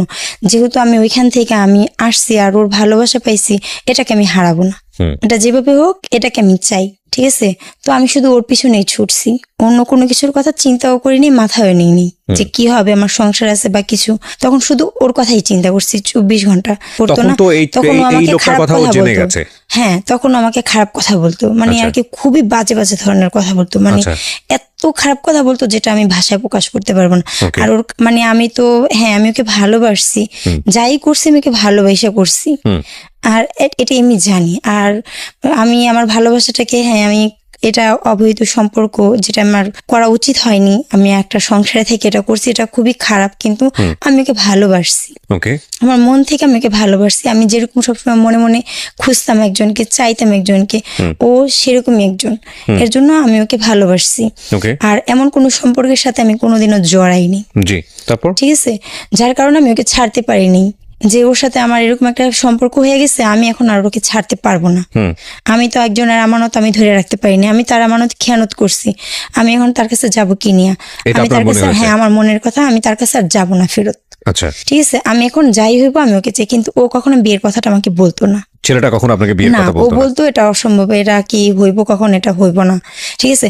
কিন্তু ও আমার সাথে সেই সম্পর্ক ও আমার সাথে বজায় রাখছে, কিন্তু ও আবার বলে এরকম বিয়ে হবে না, এটা বলতো সবসময়, আচ্ছা। কিন্তু সম্পর্ক চালিয়ে যেতেছে। এবং আমার হাজবেন্ড যে টাকা পয়সা দিত, সেখান থেকে আমি ওকে কাপড় চোপড়, ওর যাবতীয়, ওর মাকে কাপড় চোপড়, ওর বোনকে কাপড় চোপড়, ওর ভাগনাকে কাপড় চোপড়, মানে এভরিথিং সব আমি ওকে দিতাম। মানে আপনার জামাই যে টাকা পয়সাগুলো পাঠাতো বিদেশ থেকে, সেটাতে সেগুলো আপনি ওকে খরচাটা, দিতেন? হ্যাঁ, আর ওর থেকে নিতাম এইভাবে কইরা কইরা আমি নিতাম, নেওয়ার পর আর ও আর কি আমাকে, তারপরে যখন ও আর কি সবকিছু জানতে পারলো যে আমি এখনো চালাই যাইতেছি আর টাকা পয়সা মানে আর কি ওর থেকে নিতেছি, অনেক ভাবে আমি অনেক কৌশলে ওর থেকে টাকা পয়সা নিতেছি, নিয়ে নিয়ে আমি ওকে দিতেছি, ওর ফ্যামিলিকে দিতেছি, ওকে দিতেছি, ওর জন্য ভালো ভালো খাবার 8 আইটেম 10 আইটেম খাবার রান্না করে ওকে দিতেছি, দিয়া মানে পাঠাইতেছি। এতটাই ভালোবেসে ফেলেছেন? হ্যাঁ, এতটাই, মানে ও তো গাড়ি চালাইতো, মানে আর কি খুব ভালো ভালো খাবার রান্না করে আমি ওর জন্য পাঠাইতাম। জি, তারপর? তারপরে ও আবার সেই খাবারগুলা খাইতো, খাওয়ার পরেও আবার যখন ওর প্রয়োজন পড়তো আবার আমাকে বলতো যে এটা রান্না করে দিবা, এটা রান্না করে দিবা, ও আমাকে মানে বলতো। ওরও তো মিনিমাম রকমের একটা সম্মান বোধ থাকা উচিত, মানে আত্মসম্মান বলে একটা ব্যাপার আছে মানুষের। কেন বলছি, ও তো একটা জিনিস খুব ভালোভাবে বুঝতো যে ও আপনাকে বিয়ে করবে না, তার মানে এই সম্পর্কে ও জড়াচ্ছে। হ্যাঁ, তাও নয়, বুঝলাম যেখানে নৈতিকতার সমস্যা আছে, কিন্তু বিদেশ থেকে একটা লোক কষ্ট করে টাকা পাঠাচ্ছে, আপনি একজনের হাউস ওয়াইফ, সেই টাকায় সে খাচ্ছে, আপনি নিজের মায়ের জন্য নিয়ে যাচ্ছে, আবার মানে মানুষের বিবেকবোধ নেমে গেলে আসলে যা হয় আর কি। যাই হোক, আল্লাহ সবাইকে বিবেক দিক, এটা ছাড়া তো কিছু বলার নাই। তখন আমি ওকে খাবার রান্না করে দিই, সব রান্না করে দিই, কিন্তু আমি সে খাবার খাই না, আমি ওকে খাবার দিয়া আমি মানে ডাল ভাত এগুলো আমি খাই। আমার সন্তানটা যে, তাকে আমি ভালো মন্দ খাওয়াইতাম না, ওর জন্য খাবার মানে ভালো ভালো রান্না করতে গেলে তো টাকা পয়সার দরকার আছে, আর আমার হাজবেন্ড যেই টাকা দিত সেটাতে তো হইতো না, ঠিক আছে। আর সেই টাকা দিয়ে সেটা আমি ওকে খাওয়াইতাম, নিজেও খাইতাম না, আমার সন্তানকেও খাওয়াইতাম না, ওকে খাওয়াইতাম। তো তখন আমি ভাবলাম যে এইভাবে তো চলে না। তো আর আমার হাজবেন্ড এগুলো জানার পর কিস্তি মিস্তি সব আটকাই দিল। আটকাই দেওয়ার পরে আমাকে বলতেছে যে ও আমাকে এরকম অশ্লীল ছবি ভিডিও আমাকে দেওয়ার জন্য। আপনার হাজবেন্ড বলছে এটা? তখন আমার আবার খুব রাগ ছিল, মানে আমার জিদ ছোটবেলা থেকে আমার অনেক জিদ, তখন আমি কি করলাম, জিদ করে আমি আবার ওকে বললাম, তখন বলতেছে খবরদার ভুলেও দিও না। এটা আপনি আপনার বয়ফ্রেন্ডকে বললেন? হ্যাঁ, খরচ আটকাই দিছে, কিস্তি আটকে দিছে, খালামার বাসায় ভাড়া থাকি। আবার আমি বললাম খালামার বাসায় তখন ভাড়া আছি, খালু তখন চিলাচিলি করবো, খালামার সাথে আমি কি করব, ঘরে ভিতরে অশান্তি হইব, আমি কি করব। পরে কিস্তির লোকও চলে আসছে বাসায়, এখন রাত্রেবেলা 8টা বাজে আমার বাসায় চলে আসছে কিস্তির লোক। পরে ফোন দিছি আমি ওরে, আমার হাজবেন্ডকে ফোন দিছি, ফোন দেওয়ার পরে আমি উনাদেরকে ধরাই দিচ্ছি যে আপনারা বলেন ওকে টাকার কথা, কিস্তির কথা আপনারা বলেন। পরে বলতেছে, বলে কি আমার ছেলের মাকে দেন, আমার ওয়াইফকে দেন, কথা বলছে। তখন আমাকে দিছে, ওনারা ছাদে দাঁড়ায় আছে, তখন আমার বলে আমি যেটা চাইছি সেটা দেও, তারপর আমি টাকা দিব। এটা বলছে।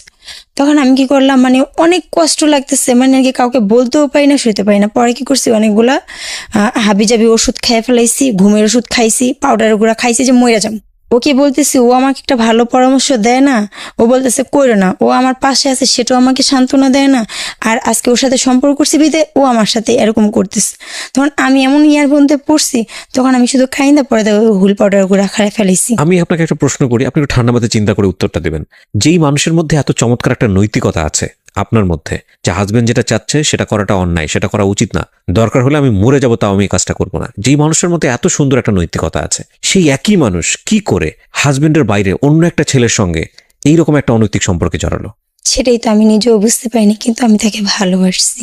ভালোবাসা ব্যাপারটার উপরে না আমরা দুনিয়ার সমস্ত অন্যায়, আবদার, আনএথিক্যাল বিষয়গুলো চাপাই দিই। এটা আসলে লাভ না, এটা লাস্ট। লাস্ট এবং লাভের মধ্যে পার্থক্য অনেকখানি। আমি জানি না মানে আপনাকে আমি কি বলবো, কারণ আপনার অল্প বয়স ছিল সেই সময়টাতে। মানুষের ভুল প্রত্যেকের জীবনেই কম বেশি আছে, কিন্তু ওই যে আমরা যেন কখনোই একটা ঘটনার প্রেক্ষাপটে পুরো মানুষের জীবনটাকে মানে কলাপস করে না ফেলি। দেখেন, এটা খুব ইন্টারেস্টিং একটা বিষয় যে হাজবেন্ডের কাছে সে ছবিগুলো বা এইরকম কাজে সে জড়িত হচ্ছে না, তার মানে একটা বিষয় যে না এটা করা অন্যায়। আবার এই মানুষটাই একটা বিবাহী বহির্ভূত অন্যরকম একটা অনৈতিক সম্পর্ক, যেটা সামাজিকভাবে স্বীকৃত না, ধর্মীয়ভাবে তো প্রশ্নই ওঠে না, এরকম একটা সম্পর্কের মধ্যে জড়াচ্ছে।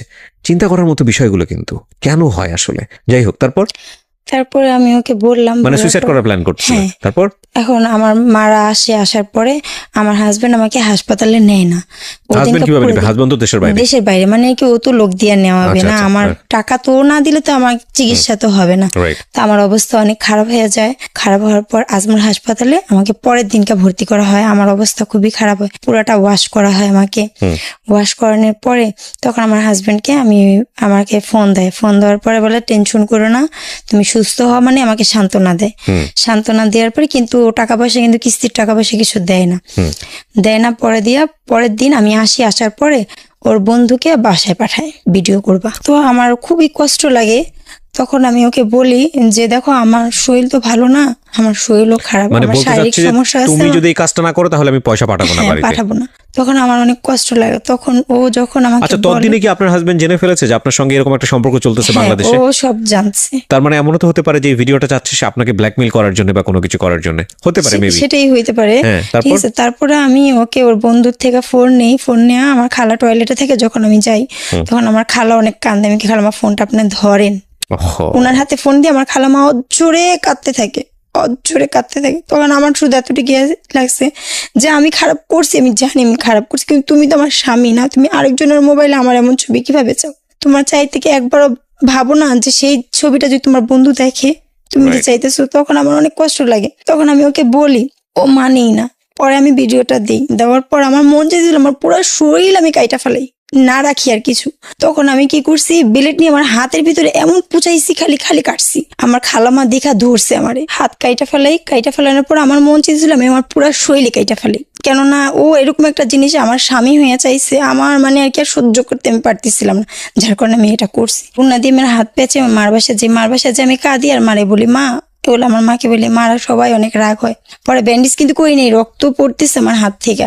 পরে সেই ব্যান্ডেজ করে দুপুরবেলা কাটি, আমি সকালবেলা কাটি, সেই ব্যান্ডেজ করে আমি রাত্রেবেলা যাই। 2টা শিলি পরে আরো শিলি দিতে চাই, আমি বলে আর শিলি দেওয়া লাগবে না, আপনি ব্যান্ডেজ করে দেন শুধু।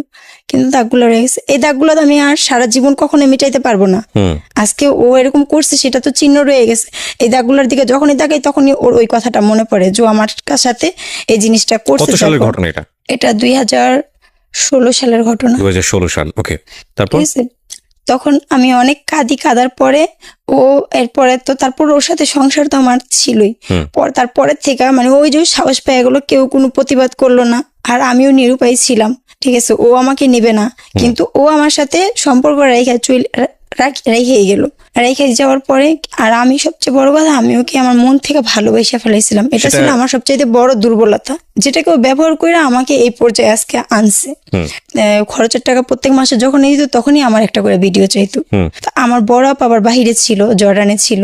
তো বড় আপা আবার একটা মোবাইল পাঠাইলো, আমার বলে ওই মোবাইলে, মানে আমি তো মোবাইল চালাইতে পারি না, তো আমাকে বলতো দেখো আমার এটার মধ্যে চাপ দিলে দেখবে সাইডে একটা সবুজ আছে গোল চিহ্ন, সেখানে চাপ দিলে ওইটা ঘুরবে আর ভিডিও হবে, তখন তুমি আমাকে ভিডিও করে ছাড়বা। মানে ওই ভিডিওটা যতক্ষণ ঘুরবে আমি আমার ভিডিওটা দেখাবো, দেখানোর পর গোল হয়ে ঘুরার পর ওর কাছে চলে যাবে ভিডিওটা। ঠিক আছে, ও আর কি আমাকে বলতো ফোনে, বলার পর আমি আবার ওইভাবেই করতাম। তো প্রত্যেক মাসে ও টাকা দিত আর এভাবে আমার থেকে ভিডিও নিত। মানে বিষয়টা এরকম ছিল যে তুমি ভিডিওগুলো যদি না দাও তাহলে টাকা পাবে না। মানে টাকা মানে ও ভিডিও দিলে ও টাকা দিত। ঠিক আছে, তখন ভিডিও দিতাম আর খুব কাঁদতাম। কেন কাঁদতাম? যে আমি চাইতাম না আমার শরীরটা ও আর দেখুক, আমার কোনো কিছু আর দেখুক, কেননা আমি এখন অন্য কাউকে ভালোবাসি, আমার এখন ওর সাথে ওগুলো আমার মানে সহ্য হইতো না, খুবই খারাপ লাগতো। তো এটা আমি ওকে বুঝাই পারতাম না। ঠিক আছে, আমি শুধু বলতাম আমি চাই না আমাকে আর কেউ দেখুক। আমার মনের ভিতরে আমার ভালোবাসার প্রতি এতটুকু বিশ্বাস ছিল, আমার কষ্টগুলা কোনো একদিন ও দূর করবে, এটা আমার বিশ্বাস ছিল যে আমার ভালোবাসা দেখা ও একদিন হয়তো সবকিছু ফালায় আমাকে ভালোবাসবে, বা আমাকে তো ভালোবাসে, ও বলছে, ও আমাকে বলতো ভালো না বাসলে এতদিন পর্যন্ত সব যাই না, আমি তোর কাছে পড়ে থাকতাম না, এগুলো বলতো আমাকে। তো লুকায় লুকায় আসতো, ওর সাথে দেখা সাক্ষাৎ আমার বাসায় ও করতো। তারপরে আমি বলি যে এইভাবে তো হয় না, ও তো আমার মূল্যায়নটাও বুঝতেছেই না। আমি বাইরে চলে যাই, যখন আমি দূরে যাব তখন হয়তো আমার ভালোবাসাটা বুঝবে। তারপরে আমি বাইরে গেলাম, বাইরে বলতে মানে দেশের বাইরে? দেশের বাইরে চলে গেলাম। তখন আপনার হাজবেন্ড হচ্ছে কোন দেশে? ওকে ডিভোর্স দিই। হাজবেন্ডকে তখন ডিভোর্স দিতেন? দেশে থাকা অবস্থায়? দেশে থাকা অবস্থায় আমি ওকে ডিভোর্স দিই। ডিভোর্স দিয়ে আমি চলে গেলাম বাইরে। ডিভোর্সটা আপনি যদি আপনার লাইফে এই ছেলেটা না আসতো তাহলে কি ডিভোর্স দিতেন? না, তাহলে ডিভোর্স দিতেন না। কেন দিতেন না? দিতাম না, এই হয়তো প্রশ্নের ওর কাছে উত্তরটা উনি থেকে অনেক না। আগে দিয়ে দিয়েছেন, যারা অনুষ্ঠানটা শুনছেন তাদেরকে বলি। কারণটা হচ্ছে এত সমস্যা থাকার পরেও কিন্তু ওনার হাজবেন্ডকে উনি তখন ডিভোর্স দেয়নি। শুধুমাত্র এই যে তৃতীয় পক্ষ ওনার সম্পর্কের মধ্যে ঢুকে গেল, এই ছেলেটাকে উনি লাভ করে ফেললো নাকি কি ধরনের একটা সম্পর্ক হয়ে গেল, যেটার একটা নাম আছে বাংলায় বলে পরকীয়া। যাই হোক, আমি যদিও এই শব্দটা উচ্চারণ করতে চাই না, কিন্তু এইরকম একটা সম্পর্কে যাওয়ার ফলে দেখেন উনি ডিভোর্স দিয়ে দিল। আপনার বাচ্চার বয়স কত তখন? আমার বাচ্চার বয়স তখন ছিল 4 বছর। 4 বছর বয়স। কত সালে ডিভোর্স দিলেন হাজবেন্ডকে? মানে ওর যখন দিই তখন আমার ছেলের বয়স ছিল 5 বছর। মানে ওর সাথে যখন সম্পর্ক হয় আমার, তখন আমার ছেলের বয়স ছিল 5 বছরই। ওর না, সাথে সেটার দরকার নাই, আমি জানতে চাচ্ছি কত সালে আপনি ডিভোর্স দিলেন হাজবেন্ডকে? কত সালে ডিভোর্স দিয়েছি? 2017-তে। 2017-তে। 2020 সাল চলছে, মানে আজকে থেকে 3 বছর আগের ঘটনা। হাজবেন্ডকে যে ডিভোর্স দিলেন কারণ কি উল্লেখ করেছিলেন? কারণ উল্লেখ করছিলাম যে আমি ওর সাথে থাকবো না, আমার ওর সাথে আমার মানানসই হয় না। ঠিক আছে, মানে এটা আর কি নিয়ে গিয়ে কাজই আমাদের পরিচিত ছিল, ওনার মাধ্যমে আর কি আমি আপনার ডিভোর্স হাজবেন্ড কোনো রিকোয়েস্ট করেছিল আপনাকে যে না এটা কাজটা করো না? কোনো রিকোয়েস্ট আপনি হাজবেন্ডকে বলেছিলেন যে আমি তোমাকে ডিভোর্স দিতে যাচ্ছি? বলছি। ওনার মতামত কি ছিল? ও কিছুই বলেনি। হ্যাঁ না, কিচ্ছু বলেনি? না, কিছু ততদিনই কি ও জেনে গেছে যে আপনার এই ছেলেটার সঙ্গে এরকম একটা সম্পর্ক? হ্যাঁ, ও সবই জানছে। আপনি যে তাকে ডিভোর্স দিচ্ছেন, এটা কি আপনি যার সঙ্গে এই ধরনের সম্পর্কে আছেন যে ছেলেটার সঙ্গে, সে কি জানতো? হ্যাঁ, জানতো। সে মতামত দিয়েছিল হ্যাঁ ডিভোর্স দিয়ে দাও? না না, সেও মতামত দেয়নি? সে মতামত দেয়নি। তার কাছে সে বলতো তুই একা ডিভোর্স দিচ্ছিস, আমি তো দিইনি। দেখেন, সেই কথা বলতো। তো আপনি ডিভোর্স তাকে কেন দিলেন? ঠিক আছে, আমি ডিভোর্স দিলাম, ওকে আমি বিয়ে করব। ও বিয়ের কিন্তু ও জন্য তো রাজি। আপনাকে আগে থেকেই বলে আসছে যে না, আমি ও বিয়ে বিয়ে করব না। করবে না বলছে না। তো আমার কথা হলো গিয়া যে আমি এখন যদি ওর আমার প্রতি যে টানটা ছিল, যে ভালোবাসাটা ছিল, আমার বিশ্বাস ছিল ও আমাকে বিয়ে করবে। ডিভোর্স দিলে বিয়ে করবে? হ্যাঁ, বিয়ে করবে। তো আমার একটা সম্পর্কের থেকে আমি একটা সম্পর্কে থাইকে আরেকটা সম্পর্কে জড়াইছি, এখন সেই সম্পর্কটা আমি ক্লিয়ার না করে তোর কাছে আমি যাইতে পারবো না। এই জন্য আপনার মনে হয়েছে আমি ডিভোর্সটা দিয়ে দিই? তো আমি ওকে ডিভোর্স দিয়ে দিই। আর ও আমাকে মানে আমার একটা জিদ ছিল যে তুমি আমার স্বামী, আমি বলছি আমার যা আছে সব তো তোমারই, তাহলে তুমি কেন আমার সাথে এরকম ভিডিও নিতেছো, তুমি বাংলাদেশে আসো, সব তোমার। আমি এগুলা বলতাম, কিন্তু ও মানতে রাজি ছিল না। তখন মনের ভিতরে একটা জিদ কাজ করলো যে দরকার নেই, আমি প্রয়োজনে আমি একা থাকবো, তারপর তোমার ভাত আমি খাবো না, ঠিক আছে, আমি তোমার সাথে সংসারও করবো না। এই কারণে আমি সব জিনিসপত্র, আমার সাজানো গোছানো সব সংসার, আমি সব তছনছ করে আমি চলে গেলাম। ডিভোর্স দিলেন? ডিভোর্স দিলাম, আমি চলে গেলাম বাইরে। বাইরে যাওয়ার পরে কিছুদিন মানে আর কি। ছেলে কোথায় তখন? আমার ছেলে আমার মার কাছে। মার কাছে রেখে আপনি চলে গেলেন কোন দেশে? জর্ডান চলে গেলাম। জর্ডানে গিয়ে আপনি কি কাজ করা শুরু করলেন? গার্মেন্টসে কাজ করলেন। তারপর তো ও যাওয়ার পর ভাবছি ওর সাথে মনে হয় সম্পর্কটা থাকবে বা থাকবে না, এটা আর কি ভাবতাম। তো দেখলাম সম্পর্ক তো আরো বেশি গভীর হয়ে গেল। বাচ্চাকে নিয়ে আপনার হাজবেন্ডের ডিসিশন কি ছিল যে বাচ্চা আমার কাছে থাকবে বা এরকম? বলছে বাচ্চা এখন তোমার কাছে থাকুক, কিন্তু যখন আমি আসবো তখন আমার ছেলে আমি নিয়ে আসবো। আচ্ছা, তাই তো আপনি রাজি ছিলেন? তাই আমি বলছি যদি আমার ছেলে তোমার কাছে যাইতে চায়, কোর্টে যদি তুমি যাও, যদি আমার ছেলে যাইতে চায় তাহলে তুমি নিয়ে যাবে, সমস্যা নেই, কিন্তু আমার ছেলে তো যাবে না। আচ্ছা, যাই হোক। তারপর পরে আমি চলে গেলাম। চলে যাওয়ার পরে ও আর কি করলো, ওর সাথে সম্পর্কটা আরো বেশি গভীর হলো। তখন আমাকে বলল যে আচ্ছা ঠিক আছে, আমার মার সাথে কথা বলি। ওর মার সাথে আমাকে কথা বলাইলো, ওর মাকে আমাদের সম্পর্কটা জানাইলো। কিন্তু আমি কখনো কল্পনাও করিনি যে করবে, কিন্তু একটা মনের মধ্যে একটা বিশ্বাসও ছিল যে হ্যাঁ, আমার ভালোবাসা যদি সত্যি হয় ও আমাকে নিবে। কথা বলানোর পরে তো আমি আর কি কয়েকদিন যাওয়ার পর ওর মা আর কি জিজ্ঞাসা করলো মেয়ের কি বিয়েটি হয়েছিল নাকি, এগুলা জিজ্ঞাসা করলো কি ওর মুখ থেকে, যেটা আমার শোনা। তখন ও আবার বললো যে হ্যাঁ, বিয়ে হয়েছিল, কিন্তু এখন সম্পর্ক নেই। ও আর কি ওর মাকে আর কি বললো। পরে বললো যে আবার কয়েকদিন পরে বললো বাচ্চা কাচ্চা কিছু আছে নাকি, বিয়ে তো হয়েছে ঠিক আছে, কিন্তু বাচ্চা কাচ্চা কিছু আছে। তখন বলছে একটা বাচ্চা আছে, কিন্তু বাচ্চা ওর কাছে না, ছোট, দাদিরা নিয়ে গেছে, এই কথা বলছে, না ওর কাছে নাই। তো ওর মাকে আমি আবার মানে আর কি, ও কিন্তু একটুখানি আগে বলছে, বলার পর তখন আমি বললাম যে আমি আমার কথা আমি আমার ভাবে আমি বলবো। পরে বলতেছে না, আমার থেকে না জিজ্ঞাসা করে কিছু বলবা না, ঠিক আছে। তো ওর সাথে আমি রাগারাগি করে আমি কি করছি, অফিস ছুটি হওয়ার পর, আমি তখন জর্ডানে থাকি, অফিস ছুটি হওয়ার পর আমি ওর মাকে আমি বলি, একটা মানুষ একটা সম্পর্কে যখন আবদ্ধ হয় তখন সে চেষ্টা করে সেই সম্পর্কটা ধরে রাখার জন্য। আমি অনেক চেষ্টা করছিলাম, কিন্তু আমি পারিনি। আমি একটা অজুহাত দেখাইলাম যে যেটা করছে, আমি বলছি আমি অনেক কষ্টে ছিলাম, অনেক সমস্যা ছিল, যার কারণে আমি ওকে ছাইড়া দিই দিবসারে। কিন্তু মেন সত্যটা তো ও জানতো আচ্ছা ঠিক আছে, ওর মা না জানতো কিন্তু ও তো জানতো। তা আমি ওকে বলি, বলার পরে ওর মাকে বলি আমার একটা ছেলে আছে, ছেলেটা ওর দাদিদের কাছে থাকে, আমার কাছে নাই, এই কথা আর কি বলি। কিন্তু অলরেডি ছেলে আমার কাছে, কারণ আমি যদি ওদের বাড়িতে যাই ছেলে তো যাবে না, আমি একাই যাব, এই কারণে ছেলে কোথায় থাকলো সেটা কোনো ফ্যাক্ট না, এর জন্য আমি বলছি কথা। তখন ও আমাকে বললো তুই আমার সাথে কথা না বললা তুই জজের কাছে বিচার চাইতে গেছো, জজ এখন যা রায় দিবে তাই হবে। তারপর ওর মা আমার সাথে প্রতিদিন কথা বলতো, আমি যদি একদিন ফোন না দিতাম ওকে বলতো শিপা তো আজকে ফোন দিল না। ঠিক আছে, তো এইভাবে 1 বছর যায়। এই 1 বছরে আমি যা টাকা পাঠাই সব ওর কাছে। ঠিক আছে, আমার ছেলের জন্য আমি মাসে 3000 টাকা করে দিতাম আমার মার কাছে খরচের টাকা। ও এর মধ্যে আবার 1 বছরের মধ্যে আমরা যেহেতু একজন মুসলিম, ঠিক আছে, আমি আগেও বলছি এখনো বলতেছি, যে আল্লাহ সৃষ্টি করছে তাকে আমরা সবাই মানি, যে সে আছে, হয়তো তাকে দেখি না কিন্তু জানি। ইভালুয়েট করেন না, হ্যাঁ কি করেছে? ঠিক আছে, তারপরে সে আমাকে বলে, মানে আর কি ফোনের মধ্যে সে আমাকে বলে যে আমি তোমাকে বিয়ে করব। তো আমাকে বলে যে আমি আল্লাহকে সাক্ষী রেখে, নবীকে সাক্ষী রেখা, 30 পারা কোরআনকে সাক্ষী রেখা তোমার মানে নাসির সাহেবের 3য় কন্যা মোসাম্মদ শেফালি আক্তারকে আমি আমার স্ত্রী হিসেবে গ্রহণ করলাম। 2 লাখ এত টাকা দেনমোহর ধার্য করে, হ্যাঁ নিজে ফোনে। তা আমার বললো আমি আমার স্ত্রী হিসেবে গ্রহণ করলাম, কবুল 3 বার বইলা ও কবুল বলে। ঠিক আছে, তা আমাকে বলে তুমি বলো, আমাকে বলো তুমি বলো। তা আমি এবার হাসতেছি, তা আমি বললাম যে হ্যাঁ, তখন আমি আবার বললাম। তো সেম কাহিনী ও 2 বার করে আমার সাথে। এটা তো প্রথমত এটা তো আমাদের ধর্মীয় মতে এটা তো বিয়ের বিধান না।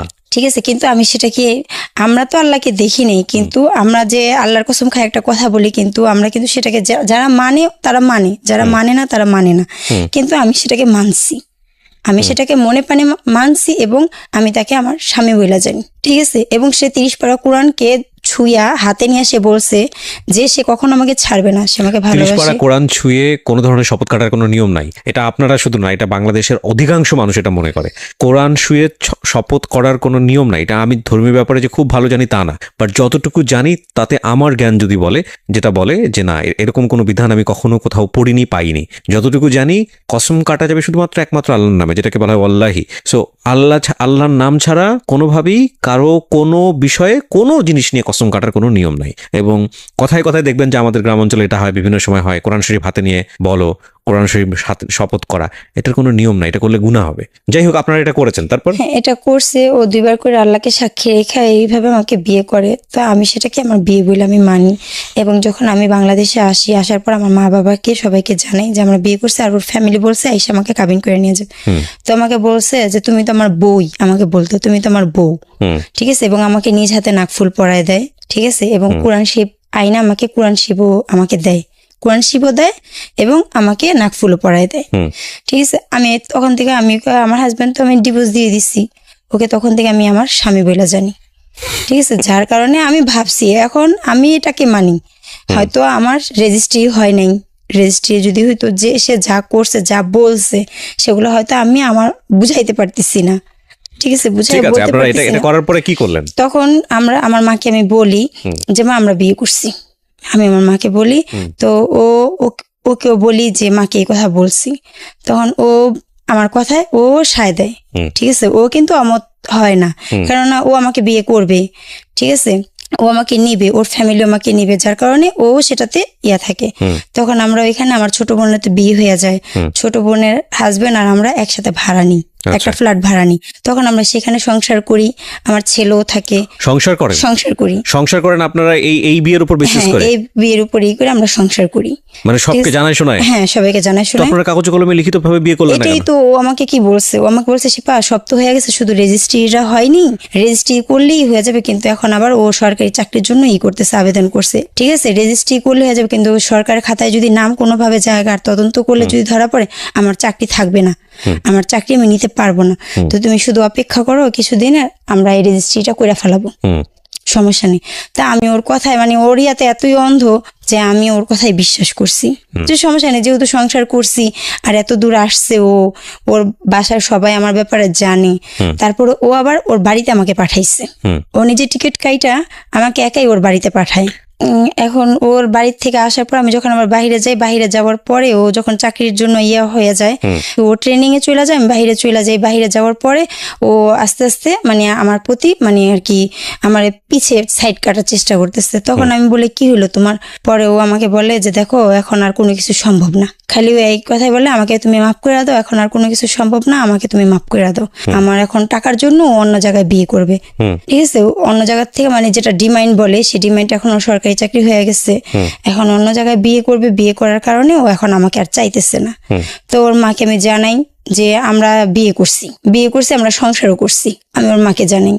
তো ওর মারা কেউ আমার কোনো কথা শুনে না। আমি মানে যেভাবে পারি আমি আমার পরনের জামা বিক্রি করে আমি ওর জন্য টাকা পাঠাই। তখন আমি ওকে বলি তুমি যদি আমাকে ছাইড়েই দিতা, যখন আমি বাংলাদেশে ছিলাম তখন তুমি আমাকে ছাড়তা, তাও আমি মনটাকে বুঝাইতে পারতাম। আমার সন্তান ছিল, আমার সন্তান আমার চোখের পানি মুছা দিত। আজকে তুমি কোন জায়গায় না আমাকে একা করে ফেলাইলে। তো এখন ও আমাকে বলে যে এগুলা করতে করতে ও মানে ওর মাকেও বলি আমি কারো কাছ থেকে কোনো কিছু পাই না। না কিন্তু আপনাকে ছেড়ে দিল কিভাবে? ও আমাকে বলতেছে যে আমাকে আর এর মধ্যে আমার হাজবেন্ড আরো একটা খারাপ কাজ করছে, খুবই খারাপ কাজ। আমার কিছু ছবি ও স্ক্রিনশট মাইরা ওই ছেলের কাছে পাঠাইছে। হ্যাঁ, সেই ছবিগুলো স্ক্রিনশট মাইরা ও পাঠাইছে, সেগুলার জন্য ভিডিও ফুটেজগুলো যেগুলো ছিল, হ্যাঁ ওই স্ক্রিনশট মারছিল। স্ক্রিনশট মাইরা সেটা তো আমি জানতাম না, সেটাতে আমার চেহারাও ছিল। সেটা পাঠায়া পরে দা ওকে অনেক খারাপ খারাপ কথা বলছে। এখন ওর সেগুলা মাইন্ডে লাগছে। এগুলা নিয়ে আবার ও আমার কিছু কিছু স্ক্রিনশট মারছিল যখন আমি বাইরে ছিলাম, ঠিক আছে? ও আমাকে সেগুলা ব্ল্যাকমেল করছে। কি ব্ল্যাকমেল করেছে? বলছে আমি যদি কোথাও যাই তাহলে ওই ছবিগুলা দেখাবে। কোথাও যাই বলতে মানে আমি যদি কোনো মিডিয়াতে বা কোথাও ওর ব্যাপারে কিছু বলতে যাই, বা আমি যদি কোনো বাড়াবাড়ি করি পুলিশের কাছে যাই, তাহলে ও এসে ছবিগুলো দেখাবে। তারপর আপনি জিডি করেন, ঠিক আছে? হ্যাঁ, পরে আমি আসার পরে আমি ওর নামে বাংলাদেশে আসি। আমি পরে যখন ও আমাকে বলে যে আমি কিন্তু সবকিছু উদ্ধে ভাইয়া ওকে ভালোবাসি, আমি এখন ওকে ভালোবাসি, ঠিক আছে? দেখেন আপনার ভালোবাসা নিয়ে কতটা যুক্তিযুক্ত সেটা আমি নিয়ে কথা বলবো না। আমি জানি আমি অপরাধ করছি, কিন্তু আমি ওকে ভালোবাসি। আর ওর মারা সবাই আমার কষ্ট একটাই, আমার প্রবাসী টাকাগুলো তারা খাইছে। আপনি কি আপনার ভুলটা বুঝতে পেরেছেন? আমি আমার ভুলটা বুঝতে পারছি, দেখি তো আজকে আসছি এখানে। আমি একটু আপনাকে বলি শেফালি, আমি একটু বলি, আপনার মনে অনেক কথা জমে আছে। আপনি সে কথাগুলো বলার জন্য হালকা হওয়ার জন্য এখানে আসছেন, কারণ আপনি কাউকে বলতে পারেননি। যার কাছে আপনি বলতে যাবেন সে আপনাকে বলবে যে তুমি কাজটা ভালো করোনি, খারাপ করেছো, আপনাকে সেই কষ্ট দিবে, এটাই স্বাভাবিক। কিন্তু শেফালি নিজের ভুল বুঝতে পারাটা খুব জরুরি। হ্যাঁ, আপনার একটা খুব সুন্দর সন্তান আছে, আমি জানি স্টুডিওর বাইরে তাকে আপনি বসিয়ে রেখে এসছেন, আপনার ভাই আপনার সঙ্গে এসছে সাপোর্ট করার জন্য। তো আপনি তো আপনার নিজের ভুলটা বুঝতে পেরেছেন, এটাই সবচেয়ে বড় কথা। আপনি আল্লাহর কাছে মাপ চান। আর দ্বিতীয় কথা সেটা হলো যে এই ছেলেটা আপনাকে যেহেতু হুমকি দিয়েছে, আপনি তার নামে জিডিও করেছেন। জিডিটা কবে করেছেন? জিডিটা আমি 26 তারিখে করে, জিডি থেকে মামলা হয়ে গেছে। মামলা হয়ে গেছে, কাগজ পাঠানো হয়েছে ওর কাছে, আজকে ওর কাছে কাগজ পৌঁছাবে। আপনি জিডির সঙ্গে কোনো প্রমাণ কি দেখিয়েছেন? হ্যাঁ, প্রমাণ দেখাইছি। কি প্রমাণ দেখাইছেন? ওর সাথে ও সবকিছু মিথ্যা বলছে, ও আর কি যার মাধ্যমে। কিন্তু কোনো কাগজ কলম তো নাই, আপনি প্রমাণ কি দেখাবেন? কলম নাই, কিন্তু আমার কাছে এখন আমি ওকে সব টাকা পয়সা দিয়ে আমি একদম। কত টাকা দিয়েছেন সবকিছু মিলিয়ে? 3 লাখ টাকার মতো। আচ্ছা, 3 লাখ টাকা আপনার জায়গা থেকে অনেক টাকা। কিন্তু আজকে এই যে ঘটনাটা ঘটলো আপনার জীবনে, বিবাহ পরবর্তীতে এরকম একটা ছেলের সঙ্গে সম্পর্কে জড়িয়ে পড়া, সবকিছু মিলিয়ে আপনার জীবনের শিক্ষাটা কি? আপনি নিজে কি শিক্ষা নিয়েছেন, এটা একটু বলেন তো আমাদের। আমি শিক্ষা নিয়েছি যে আমি ওকে বিশ্বাস করে আমি ঠকছি। আমার মতন কেউ যেন এইভাবে বিশ্বাস করে না ঠকে। আমার হাতে আমি যদি চাইতাম তাহলে ও আমার সাথে যে বেমানিটা, যে ধোকাটা করছে, আমি যদি অতটুকু চালাক হইতাম আমি ওকে ধরতে পারতাম তখনই, যখন ওর সাথে আমি সংসার করছি তখনই। কিন্তু আমি ওকে চাপে ফেলাইয়া আমি রেজিস্ট্রিটা করে ফেলাইতে পারতাম, কারণ আমরা যেহেতু সংসার করতেছি রেজিস্ট্রিটা আমি করে ফেলাইতে পারতাম। রেজিস্ট্রি করলে ও যদি আপনাকে মন থেকে না চাইতো, ও যদি একবার আমাকে রেজিস্ট্রি করতো, আমার এতটুকু বিশ্বাস যে ও যেহেতু বিয়ের পর্যন্ত ও আসছে, ও আমার সাথে সংসার করছে এইভাবে, সেহেতু ও আমাকে নিতে বাধ্য হইতো। আজকে আমার কাছে কি হতো? আজকে আমার প্রশ্নের উত্তর দেন। বাধ্য হয়ে লাভটা কি হতো? ও আপনাকে নিতে বাধ্য হলো কিন্তু মন থেকে আপনাকে চায় না, লাভটা কি হতো? মন থেকে বলে নিতে বসে পাথর ক্ষয় হয়, ও আমাকে ভালোবাসে এটা আমি জানি না। শেফালি, এই জায়গাটাই সবচেয়ে বড় ভুল। আইন আপনাকে, আপনার সাথে কেউ অপরাধ করলে সেই সাপোর্টটা দিবে, সেটা আইনের দেওয়ার জায়গা। কিন্তু আপনাকে কেউ আইন কখনোই বাধ্য করাতে পারবে না যে আপনার প্রতি ভালোবাসা জন্মানোর।